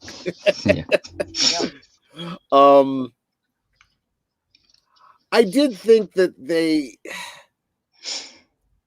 I understand it, but both Gwen and Julie were grossed out by the fact that this is a disembodied hand. Right. Yeah. Especially since Julie wasn't even able to properly pick it up. She had to kind of balance it on her on her tennis rack. But you would think that after a certain point, when they realize what's going on and they understand it's actually still attached to him, it's not really a disembodied hand. Yeah. At least from Julie's standpoint, it's like, okay, this isn't gross. This is my boyfriend's hand. I can hold his hand, you know? Well, I kind of understand it a bit because I have no problem whatsoever with live spiders. I can capture them, put them outside, whatever. But looking at the dead one, I don't want to touch it. I'm not sure that's the best analogy because, again, this once you realize he is alive, it's still attached to him. It's just the same as if he was here. It's just, I mean, it would be like holding his hand around the corner. You know, he's in the other room, but you're still holding his hand. You know. Yeah. I don't know. I think that, again, I'm maybe putting too much thought into it. Yeah. Yeah, maybe. I tend to do that.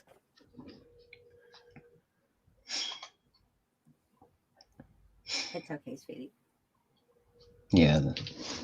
I don't really have much else on this one. Well, the other thing I thought was interesting is, okay, you got this hand with the watch on it. Why didn't, anyone ever just try to slip the Omnitrix off his wrist? Because there's nothing that would be impeding it if it is literally just a hand and wrist. Yeah. That's because the Omnitrix is actually like attached to his wrist. It's not like a watch, or like a traditional watch. It's obviously it was more apparent with like the original design of the Omnitrix, where it actually is physically attached to his wrist, and this design looks more like a normal watch and isn't quite as apparent that it's actually physically attached to him. So it's more like it's fused to him. Yeah. Because if you remember it back in the original series when the season 2 finale, when Kevin and Vilgax pulled the Omnitrix off of Ben's wrist, you actually saw the Omnitrix coming off his wrist, and it was actually pulling on his skin as it was coming off. Yeah. Right. But my thinking was, okay, this is now a disembodied hand by the point of sword guy. Yeah. So my first thing would be like, okay, I cut off his hand. Now let me just slip this off because it shouldn't be connected to him anymore because now it's just a hand. But he never tried that. He just took the hand, threw it into his trunk, and went on his merry little way. Maybe he was going to consider ways of getting the Omnitrix off at a later point. Once he got to wherever it is he was going after that. Could be. Okay. Next episode. If all else fails. So this one is kind of tying up a few loose ends for the hybrid conspiracy from the first 2 seasons. Yep. I'll let you go first. Well, we have a return to a previous trope, the whole body snatchers thing, the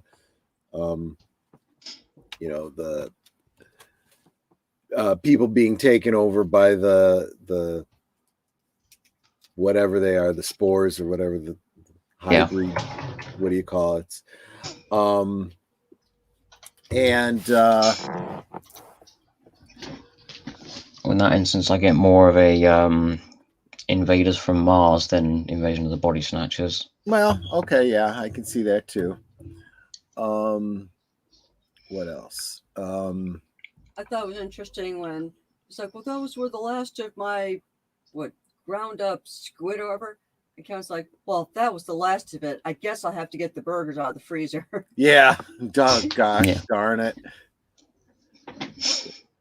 And also this uses, I don't know if it's a common trope in like superhero fiction, but probably sci-fi in general, is like a post-war situation where somebody is either cryogenically frozen from before while the war was still going, or just somebody from while the war was still around, who then comes back into prominence and You're activates right. like a fail safe It from is. that war. It And is that's a very common trope. I've seen it in World War II films where you have Japan and but this is based on actual history because of the nature of island war. You had Japanese soldiers on various islands who did not know the war was over for many years, and people would show up and get shot at, and they just didn't know that the war was over. yeah. And that has come up in many different fictions. In fact, they even used it in Star Trek: The Next Generation. There was a sleeper ship of Klingons, and they are attacking the Enterprise, and Worf and Kalar take the roles of Captain First Officer to say, hey, the war's over, man, chill out.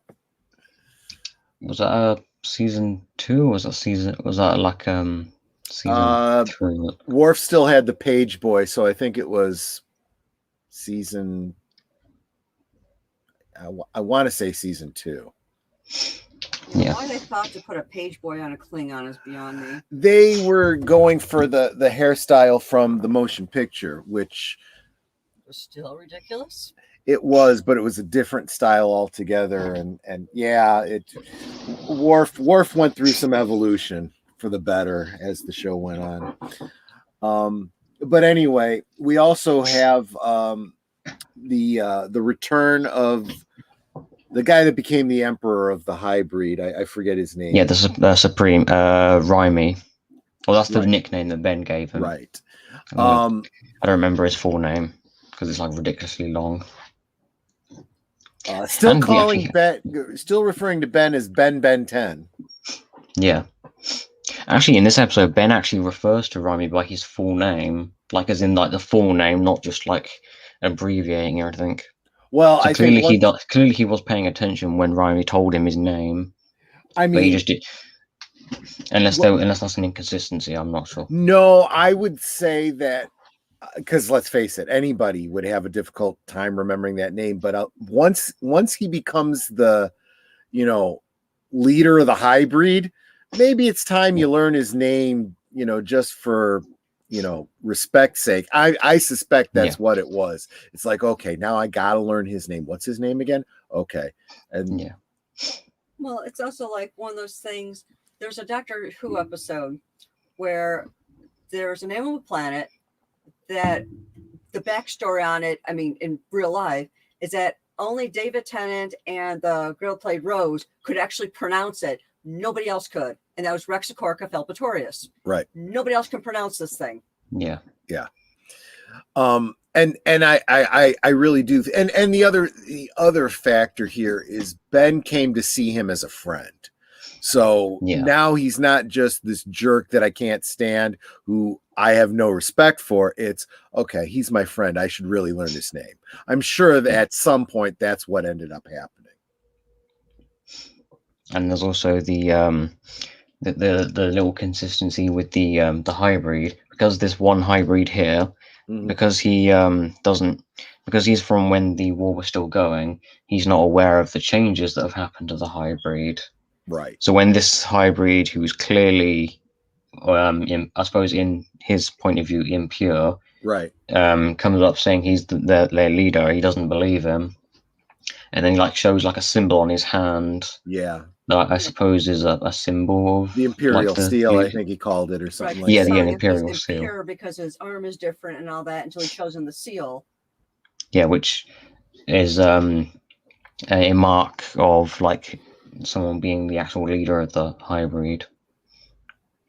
So obviously he that's I like that he after he notices that he has the Imperial seal, he then recognizes him as the leader. He doesn't question the fact that he's technically impure. Right. Obviously he's one of the hybrid who somehow hasn't been his DNA hasn't changed at all. Maybe because he was in the hibernation pod. Maybe that's why he wasn't affected by that. Yeah, I suspect that was the intent. Because he was underground. Mm-hmm. Or then maybe that would be it, make it a little more complicated if he like woke up and was mutated, but still had like if his overall personality and goals were the exact same for the episode, but he was mutated. That probably would bring up some questions. Exactly. I think it would play very much against the story they wanted to tell. Yeah. And we have the actual failsafe activating with Grandpa Max being one of the, I suppose, sleeper agents. Mm-hmm. And because I think it's either the random hybrid commander or maybe Raimi. One of them mentions that that all of their prisoners had like a seed implanted into them as like a failsafe. Mm-hmm. And obviously, Grandpa Max was captured back in season 1. We actually saw him captured for a short amount of time. Well, for what we would assume is a short amount of time. Maybe he was there longer than we were actually shown. You see, my issue with this is, okay, they all became this tree, this huge tree. And Kevin and those guys start with the poop jokes again. It's like, okay, it's a tree. Yeah. It does not have a digestive tract like a human. Nothing in there should smell. Yeah. Right, exactly. And I had such an issue with that because it's like, okay, I'm seeing cables. I'm seeing, tree branches and all that. None of that would smell. Why are they saying it stinks? Yeah. It is weird. I think it's because they mentioned about gases being released and something like that. It is because there are multiple moments where they look at different elements inside of this thing and they kind of associate it with different things like veins and arteries and what their actual purpose is in this thing. Mm-hmm. Now an inconsistency that I noticed during this episode is when they're inside this thing and it's getting close to a power plant that it's going to start absorbing energy from. Mm-hmm. The hybrid commander who initially activated this failsafe flies off towards the giant tree mech, I suppose we'll call it. Mm-hmm. And when it then cuts back to inside of this thing, and they're like fighting these people who have been some of the other people who were with Max, who were then mutated into these headless hybrid looking things. Yeah. And when it then cuts back outside, we then see the hybrid we then see Raimi and another hybrid, and not another hybrid, but the same hybrid who activated. Mm-hmm. We see for a brief moment the two of them are still standing there, but that hybrid isn't actually meant to be standing there because he flew away. So like there's that minor error there. Yeah. And then there's another one a little bit later on when that hybrid went inside the mech to try to help them and take control of it himself. When he's in there and he's telling them to leave and get all the other humans out of there, there's a moment where you see his hand is colored green for some reason, which I assume is a case of where they were using the Raimi model for that scene, but they just either didn't realize that wasn't meant to be Raimi there, or maybe they were just like being very quick about it and just hoped no one would notice that his arm was green, even though it wasn't meant to be. Yeah. And in fact, it's only that one very brief moment where his arm is green, and then the next time, in the very next shot with him, his arms are the normal color. I'm not sure if you noticed that inconsistency. I did not. And I do tend to be a little bit more forgiving of those kinds of minor continuity errors, because I do understand the nature of this kind of animation. I mean, heck, you see these kinds of inconsistencies in live action, which I find far less forgivable, so for it to happen in animation, I kind of get that. And just realizing they clearly are production errors and not anything intentional. Yeah. I also do find it slightly odd that when they refer to the humans who have been mutated into those headless hybrid things, they do mention them as being like I forgot what they called them exactly, but they were like saying about them being bacteria and them being like, I think they said antibodies. Yeah. And I'm just thinking, because of the way they entered this mech was essentially through its butt, but they don't really like, they kind of skirt around the fact that they crawled inside this thing's butt to get inside the mech. Yeah. And I'm just thinking, I don't think bacteria will enter a person's butt. Yeah, that's not how this stuff unless works. Unless you're in a gay club, maybe, but like most normal people. Yeah. Yeah. You know, I don't want to offend any gay people. I don't want to make them up in arms. You know, about this much. I think it's just a joke. Get over it, people. Yeah, and if there are any gay people who are up in arms, please remove your arms. I think you need like this much. I think, or is it this much? I have no idea. I know they've got an arm up there. That's impressive. Have I made enough gay jokes now? Or do I need to make more? But yeah, I mean, I have always, and I've said this about Doctor Who and stuff, sometimes returning to a previous villain, not a good idea. This isn't a bad one. This is a kind of a good, like you said, tie up some loose end type story. Yeah. Because sometimes they just really need to tie up those loose ends, and it's like, don't really care how you do it as long as it kind of makes sense. And I'm always very favorable to Ben 10 episodes that do harken back to, or are acknowledging that these stories all happen within a continuity, Yeah. and have callbacks and payoffs. Yeah, and also this episode does end with Gwen asking Raimi if there are any other fail-safes hidden on Earth, and he's like absolutely not. But then he stops for a moment and goes, "I will check the databases." Yeah, exactly. Yeah. I mean, considering the Hybrid were at war with basically the entire rest of the universe, you'd kind of expect that they would have some kind of fail-safes in place in case they lost. Well, yeah, if there was one, there was probably more. Especially since the Hybrid previously viewed everyone else in the universe as inferior mongrels, I would imagine they wouldn't just accept defeat. I'm sure they would have something in place to... Well, and another thought is, and I don't know if they ever pick this up again. I don't know if they revisit the Hybrid again.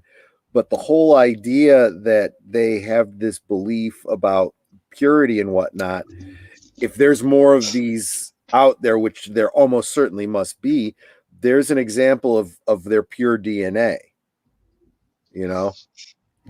Again, referring back to the Daleks and their previous stories and stuff like that. Pretty sure we do have an episode sometime later down the road where that involves the DNA aliens. I don't remember if it specifically involves the Hybrid and like all of that, but gotcha. I do recall DNA aliens are popping up again later. Because why not?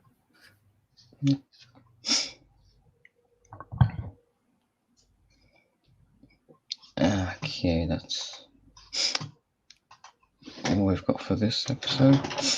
Oh yeah, I didn't mention that when they were inside the tree mech, it did kind of make me think of a couple of levels from the Contra games.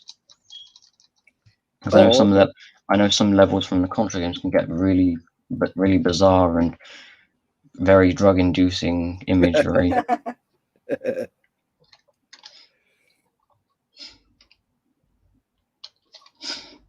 Okay, next episode, In Charm's Way, which I feel like is a reference to a movie or a TV show.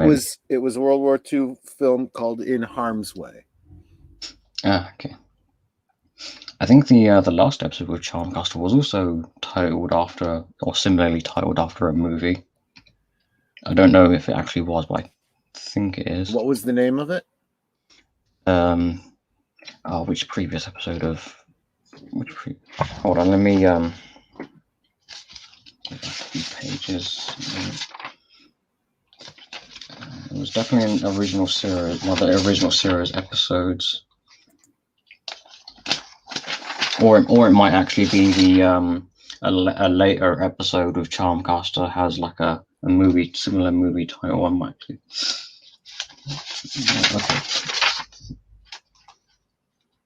Okay. No, that's still season 3. More.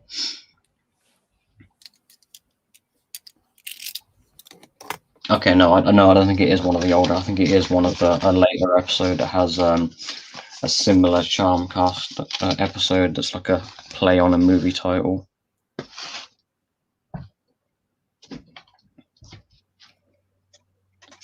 Okay, yeah, so I'm curious what you think of this episode and Charmcaster's return. You know, I like the character of Charmcaster, if for no other reason than it is a villain character specifically for Gwen. You know, Yeah. I always felt like you could spin off Gwen to her own show if you wanted to.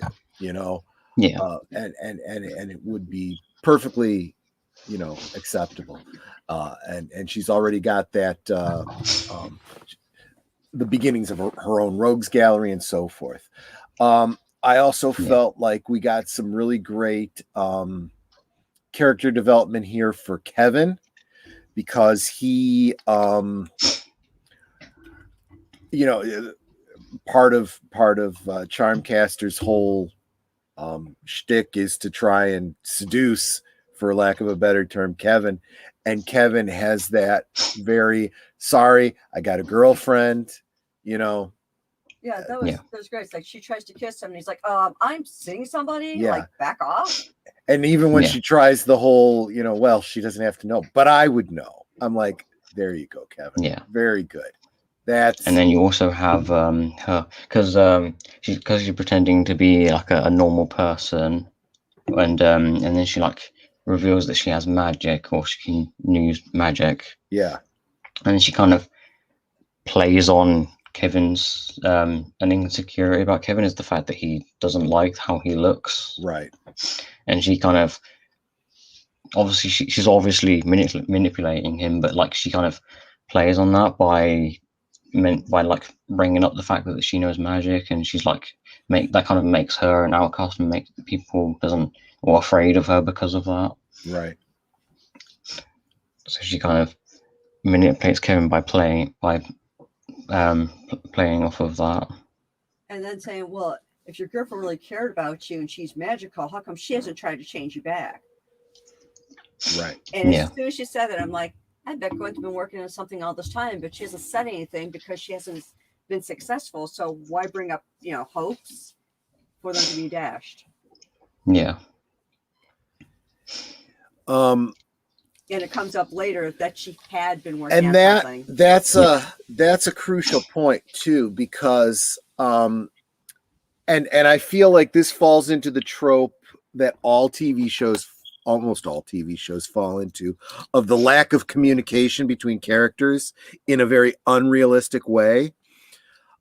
Because Gwen, it's established, like she said, that Gwen has been working on a cure for Kevin, and she hasn't said anything. And in so doing, by not acknowledging Kevin's feelings about how he looks, it appears that she doesn't care.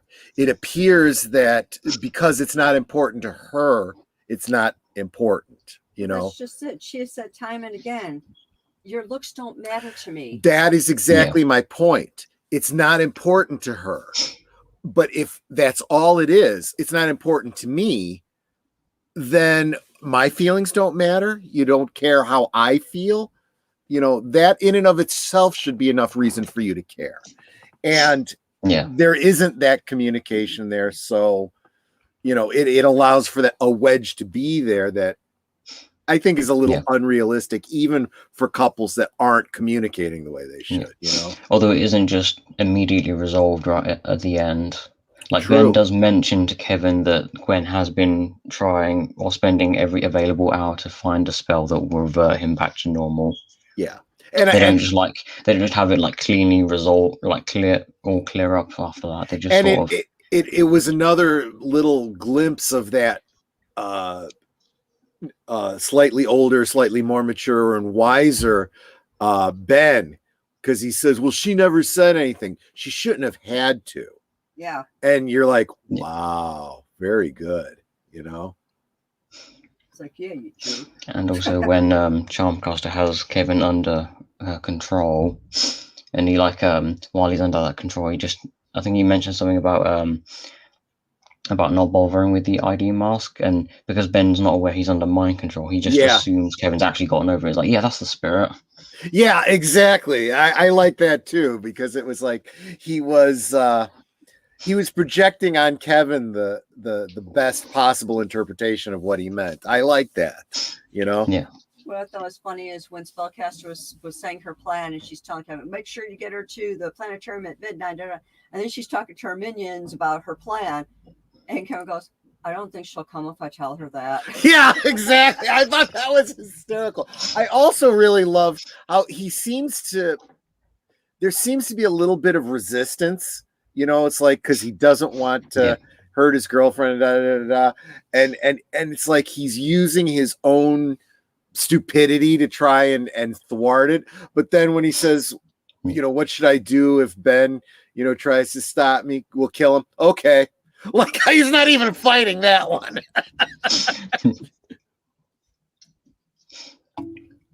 No, he's not thrilled with that. I mean, that was just funny. I don't think you're supposed to read too much into it. I think you're just supposed to take it at face value for humorous effect. Right, yeah. It's well known that he doesn't. Oh, yeah. And we'd also have the, I don't know if these are the same rock golems from the original series, but she obviously does have these rock golems with her that she's that she has like serving her. I'd also like at the end when Gwen like defeats Charmcaster, and she obviously points out that that magic isn't the only thing that she has. Like I think this was more of a case of Gwen having some variety to her abilities, but I kind of took it more as that the magic isn't like her anodite DNA isn't the sole reason she has magic, but rather that's what she's channeling it through. So she can still use spells and do magic without her anodite powers. I don't know if that's what they exactly meant by that. She even says, well, I still have your spell book. And then she says it again in another episode. I'm like, what did she even have to mention in the other episode? It's like there's no reason for her to even mention that. And it's one that's upcoming. Except maybe just to taunt her.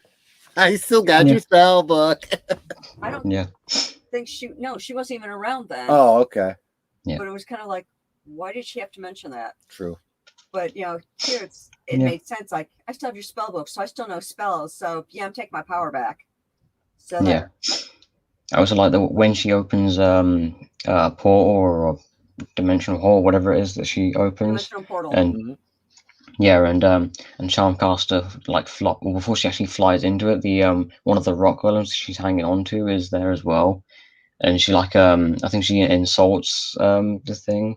Oh, and then it decides to let go of the pole, what it's holding on to, and just let her and itself be just sucked into the portal. Yeah. As well as kind of somewhat showing that these things aren't just mindless slaves. They do have like sentient. They are kind of sentient and do actually think for themselves. Yeah, I like how she goes, "You did that on purpose." I can almost see it laughing. Yeah. Like, yeah.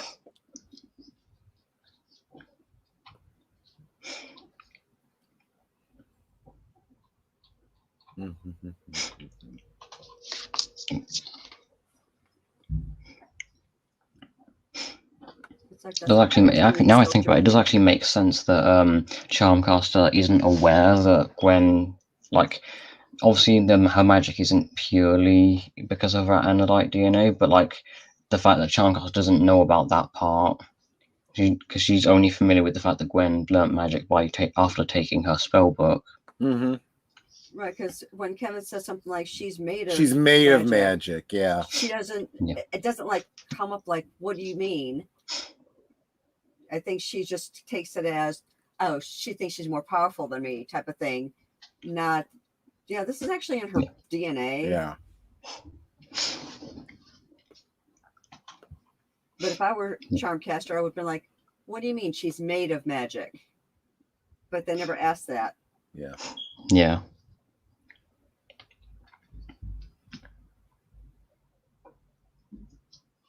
I'm pretty sure Charmcaster's probably like 20 years old at this point. Because obviously she's older than Ben and Gwen, because back in the original series they were 10 and she was, I think, like 16 maybe. Or at least close to that age. Yeah. And obviously this is 5 years later, and so she would be like 20 years old probably, or roughly. Makes sense. Although technically this is now 6 years, because Ben and Gwen are 16 years old. Because during the actual Alien Swarm movie, because I'm pretty sure Ben and Gwen's birthday is in December, and the film itself near the end takes place in I think it's like January sometime. But didn't they celebrate their birthday while they were on a road trip with Grandpa during the summer? No, that wasn't them celebrating. That was them planning their birthday, because their birthday's in December, but they were on summer vacations. Gwen was like planning out her birthday. Okay. Yeah. Yeah. So technically, it's I mean, Charmcaster says 5 years, but technically it's around 6 years now. Unless you want to count it as still being 5 years, because it's only like 2 months into the year, maybe. Pretty tactical about it.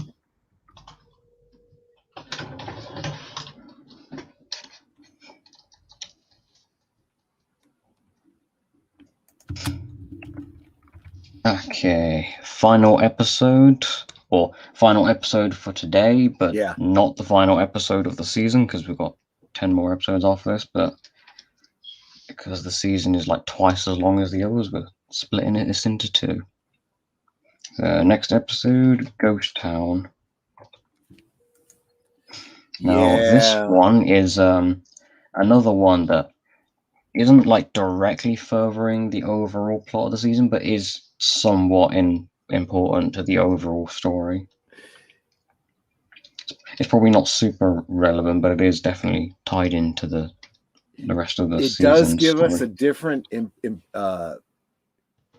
view of Vilgax in this episode. Yeah. And it also gives us the return of Ghost Freak. Yep. And maybe I'm the only one who notices, but there is somewhat of an inconsistency with Ghost Freak, and I mean specifically like which version of Ghost Freak this is. Is this the real, like the actual real person, or is this still the strand of DNA of Ghost Freak that escaped from the Omnitrix? Well, his head is still upside down. Yeah. Yeah. I mean, that might just be how the real person looks. Yeah. Because that's how I took it. Yeah, because back in season 3, when Ben defeated Ghost Freak for the second time, and he'd burnt up in the sunlight, and then the DNA was back in the Omnitrix, or at least that's what the ending was hinting at. Mm-hmm. And then Ben just never used off Ghost Freak after that. And what you have to do is hope that the Omnitrix doesn't just bring out Ghost Freak, since it's not reliable. Yeah, and since the previous 2 seasons of Alien Force, Ben he didn't have access to Ghost Freak, and now he has access to more aliens, he still hasn't used Ghost Freak.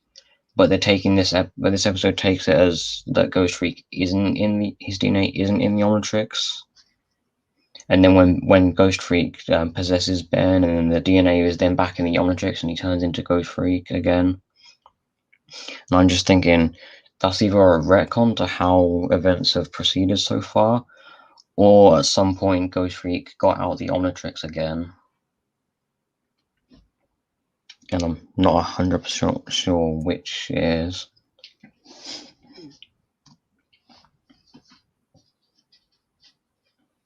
I know, it's like the null void. People escape from that all the time. Yeah, right. It's Yeah. like not a very secure prison if they're always escaping, and apparently able to gain more powers while they're in there.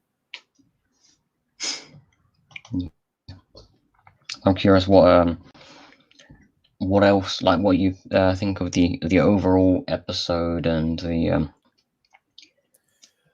like all the interesting that Ghost Freak kind of what do you call it? You know, he's like, I'll tell you all the secrets of the Omnitrix if you let me go.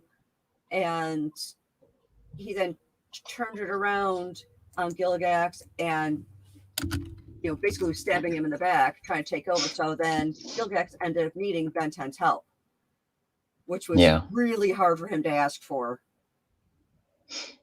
Yeah.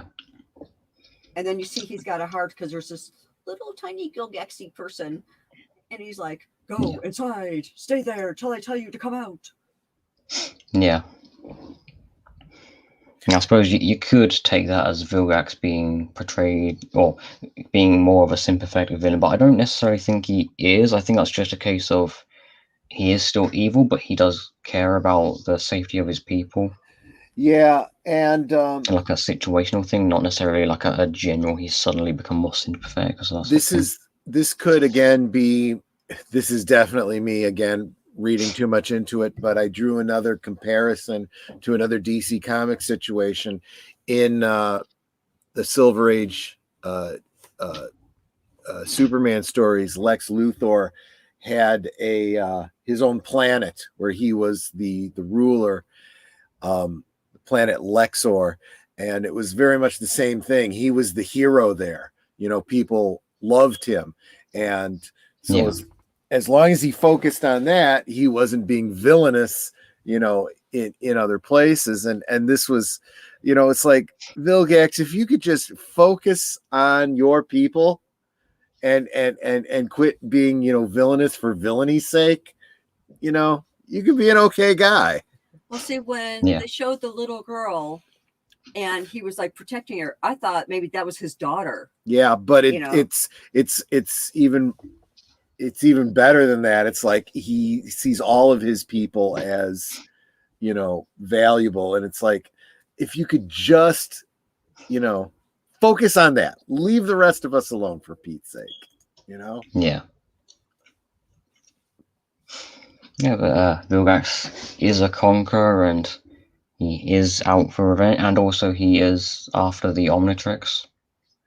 So,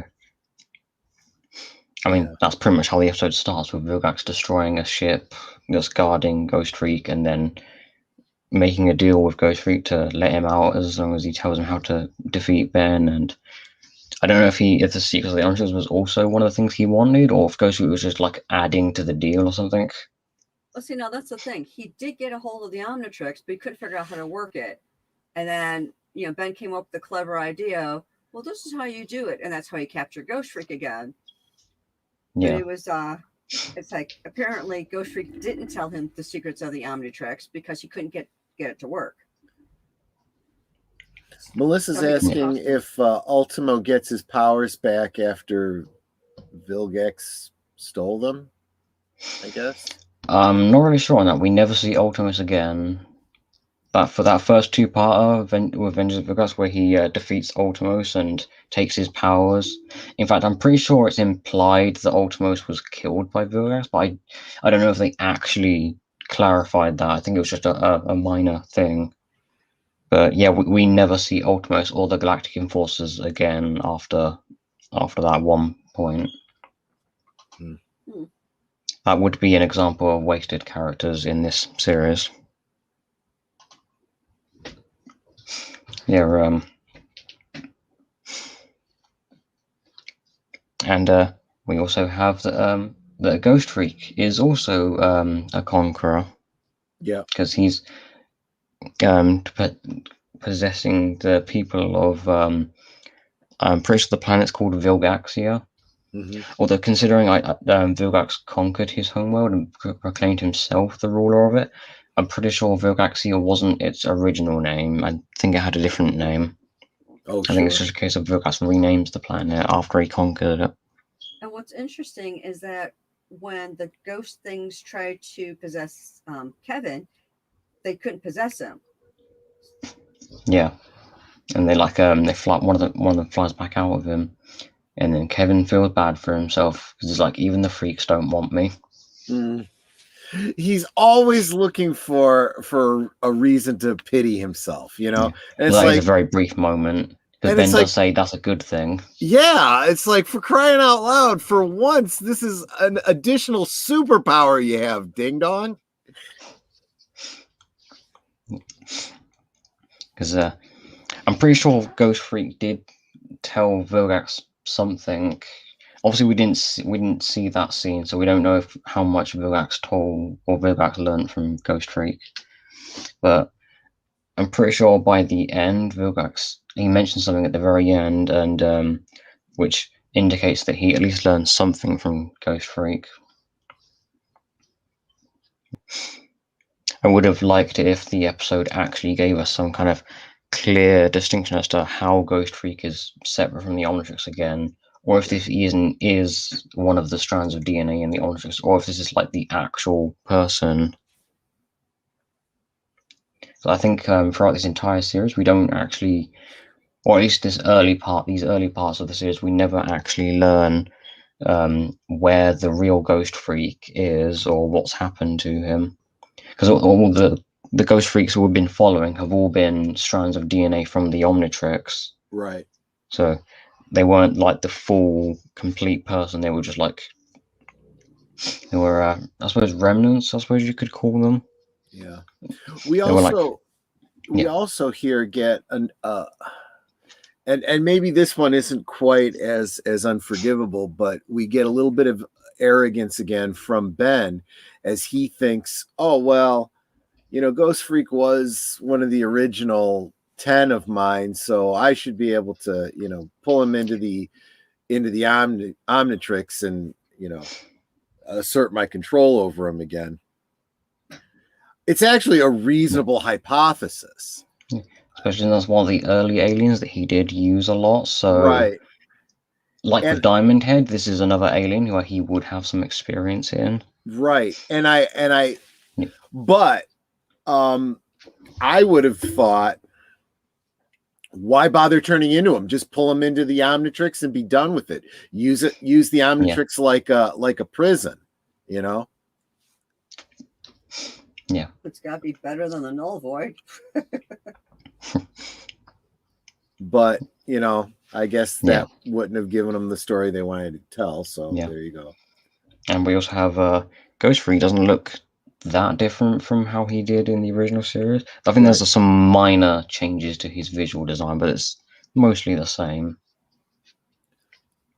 And also we have these like random ecto-norite minions who look very similar to the original design for Ghost Freak from the original series. There's also when Ben, you know, pulls Ghost Freak into the Omnitrix and then turns into him, we get a transformation scene that I thought was pretty cool. I've actually really liked the transformation scenes because it's like somebody was putting some thought into how the human body turns into these different forms. And with this one, you actually have his head turning, you know, upside down and whatnot. And his hair disappearing as it's turning. Yeah. It's like the werewolf movies when they show the transformation from human to werewolf. And it's like, that's kind of cool. Yeah, so I really do enjoy those transformation scenes. Yeah. We also see Ghost Freak use a couple powers I don't think he had. We saw him using it because he's like using like some kind of telekinesis to move stuff around, which I'm pretty sure he didn't. If that's a power he's always had, he obviously didn't use it in the original series, but That's obviously a case of the Alien Force writers deciding to add something and not really give us any information as to whether that's something he already could do.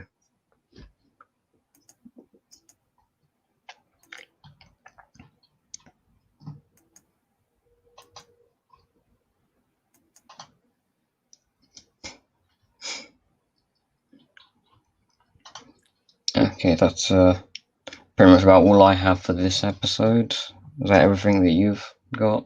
Yep, that's all I got. Yeah. So before we end, I will ask, what are your expectations for the rest of the second half of the season?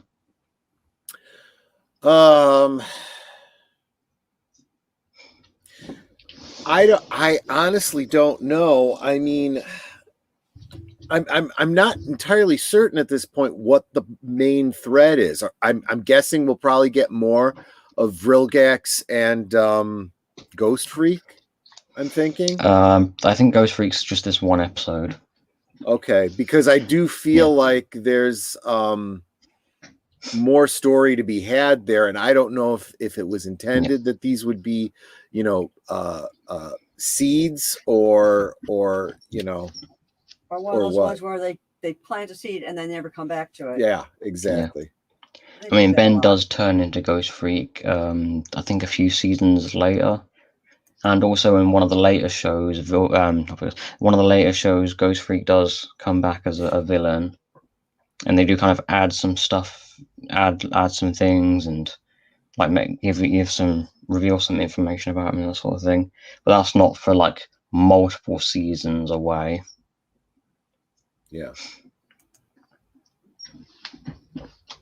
Yeah. We don't need to worry about the screen share anymore because we're finished. Yeah. Yeah, so we are going to see Vilgax some more. It is not just a case of he's here at the beginning and then a few episodes in the middle. We are going to see him again. Sure. Yeah. I'm curious. Do you like Vilgax's like design in this show? Well, Is it a case where you prefer like maybe his original design, or is that more of an undecided thing? I kind of like him like this. Yeah, I don't have any strong opinions. I did kind of like I said, the references, the visual references and thematic references to, other DC and Marvel villains. I guess as long as they keep the Cthulhuoid look that is Vilgax, otherwise he's no longer Vilgax, Yeah. It is slightly weird that they don't have Steve Bloom voicing him anymore. Yeah. That is kind of weird. Although one of the later shows, Steve Bloom will come back to voice Vilgax. Cool. Why they couldn't have just had Steve Bloom voice Vilgax all the way through, rather than having him like not voice him here and then continue voicing him a lot later on. Yeah. That could be a scheduling conflict. He had something else going on. That's true. Couldn't. Yeah, that might be it. Yeah, because Steve Bloom voices Heat Blast as well. And I'm pretty sure we are going to see Ben turn into Heat Blast a lot later on as well. And likewise, Heat Blast isn't voiced by Steve Bloom either when we next see him. Well, I think there's only if things go well with my job, I might be voicing some things with our company's quote unquote TV station. They put out a call for people to be like voiceovers and hosts and what have you. So I threw in a couple of audition readings, and I'll find out in a couple of months if I made the cut. Yeah. Yeah. Cool. That's pretty cool. Yeah, it's like no one's ever going to see this stuff except for the people in my company. And I think that they do post them on YouTube, but no one would know to look for them unless they're with our company. Yeah. Okay. Yeah. Yeah, that makes sense. Yeah. So in 2 weeks, we will be covering the next 10 episodes of season 3, which will go all the way up to the season finale. And obviously before that, I'll be doing another Minecraft stream on Wednesday. Cool. Yeah. And of course, I will be also tomorrow the separate from our Ben 10 movie streams when we talked about the Ben 10 movies. Mhm. I've split that stream into 3 videos, and I've scheduled them out so that those 3 will be uploaded as separate videos. Yeah, that then- confused the heck out of me. You saw my note Yeah. because I was like, Yeah. "Was this? Am I supposed to watch something?" No, wait a minute. I've already seen this. I thought we already talked about this. Yeah. So tomorrow the second part will be uploaded. That's Sure. the Destroy All Aliens movie. When we talk the section of the stream when we talked about that movie, and then I think a few days later I'll upload the last part, which is the Race Against Time video. Right. And of course I'll edit out the from this stream after I download it. I'll also edit out I'll talk about Alien Swarm. I'll edit that into its own separate video as well. Sure. Yeah.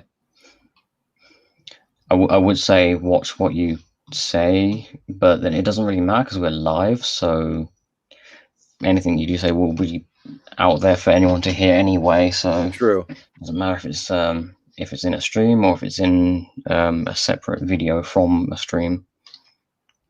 That actually happened with one of the guys that Troy listens to on a regular basis.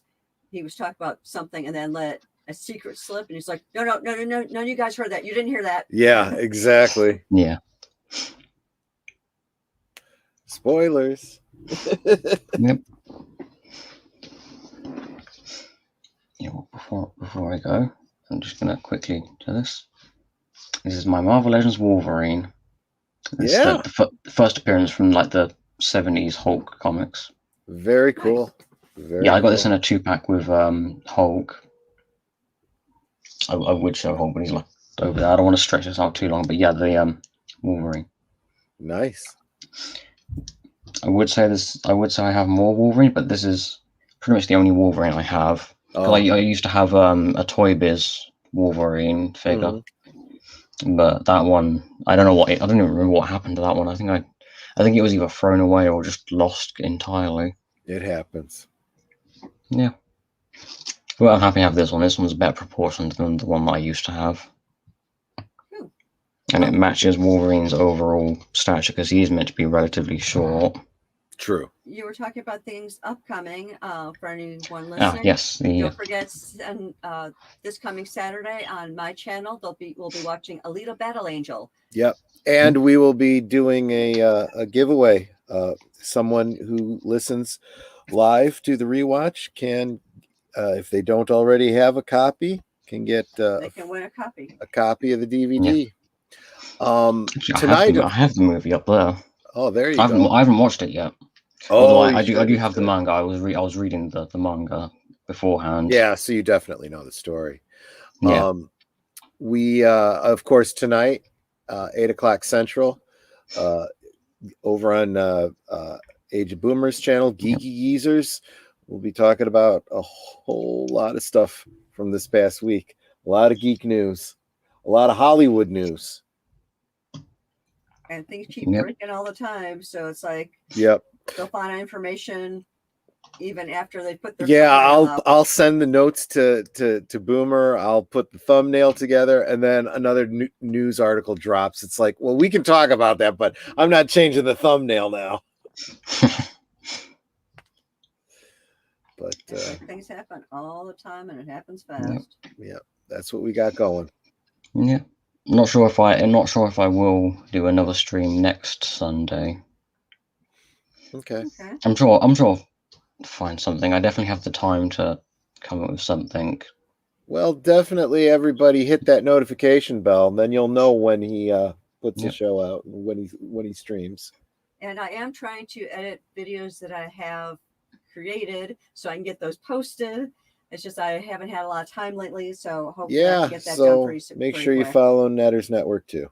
I mean, heck, I've got videos I did when I still had braces Yeah. that I need to post to show, what it's like to have braces and braces care and all that. 'Cause, Right. My Yeah. channel's about being helpful. Yeah. Well, There you until Nope, that's it. oh, Bless you. yeah, thank you. Yeah, well, until next time, at the Matrix light your darkest hour, till all are one.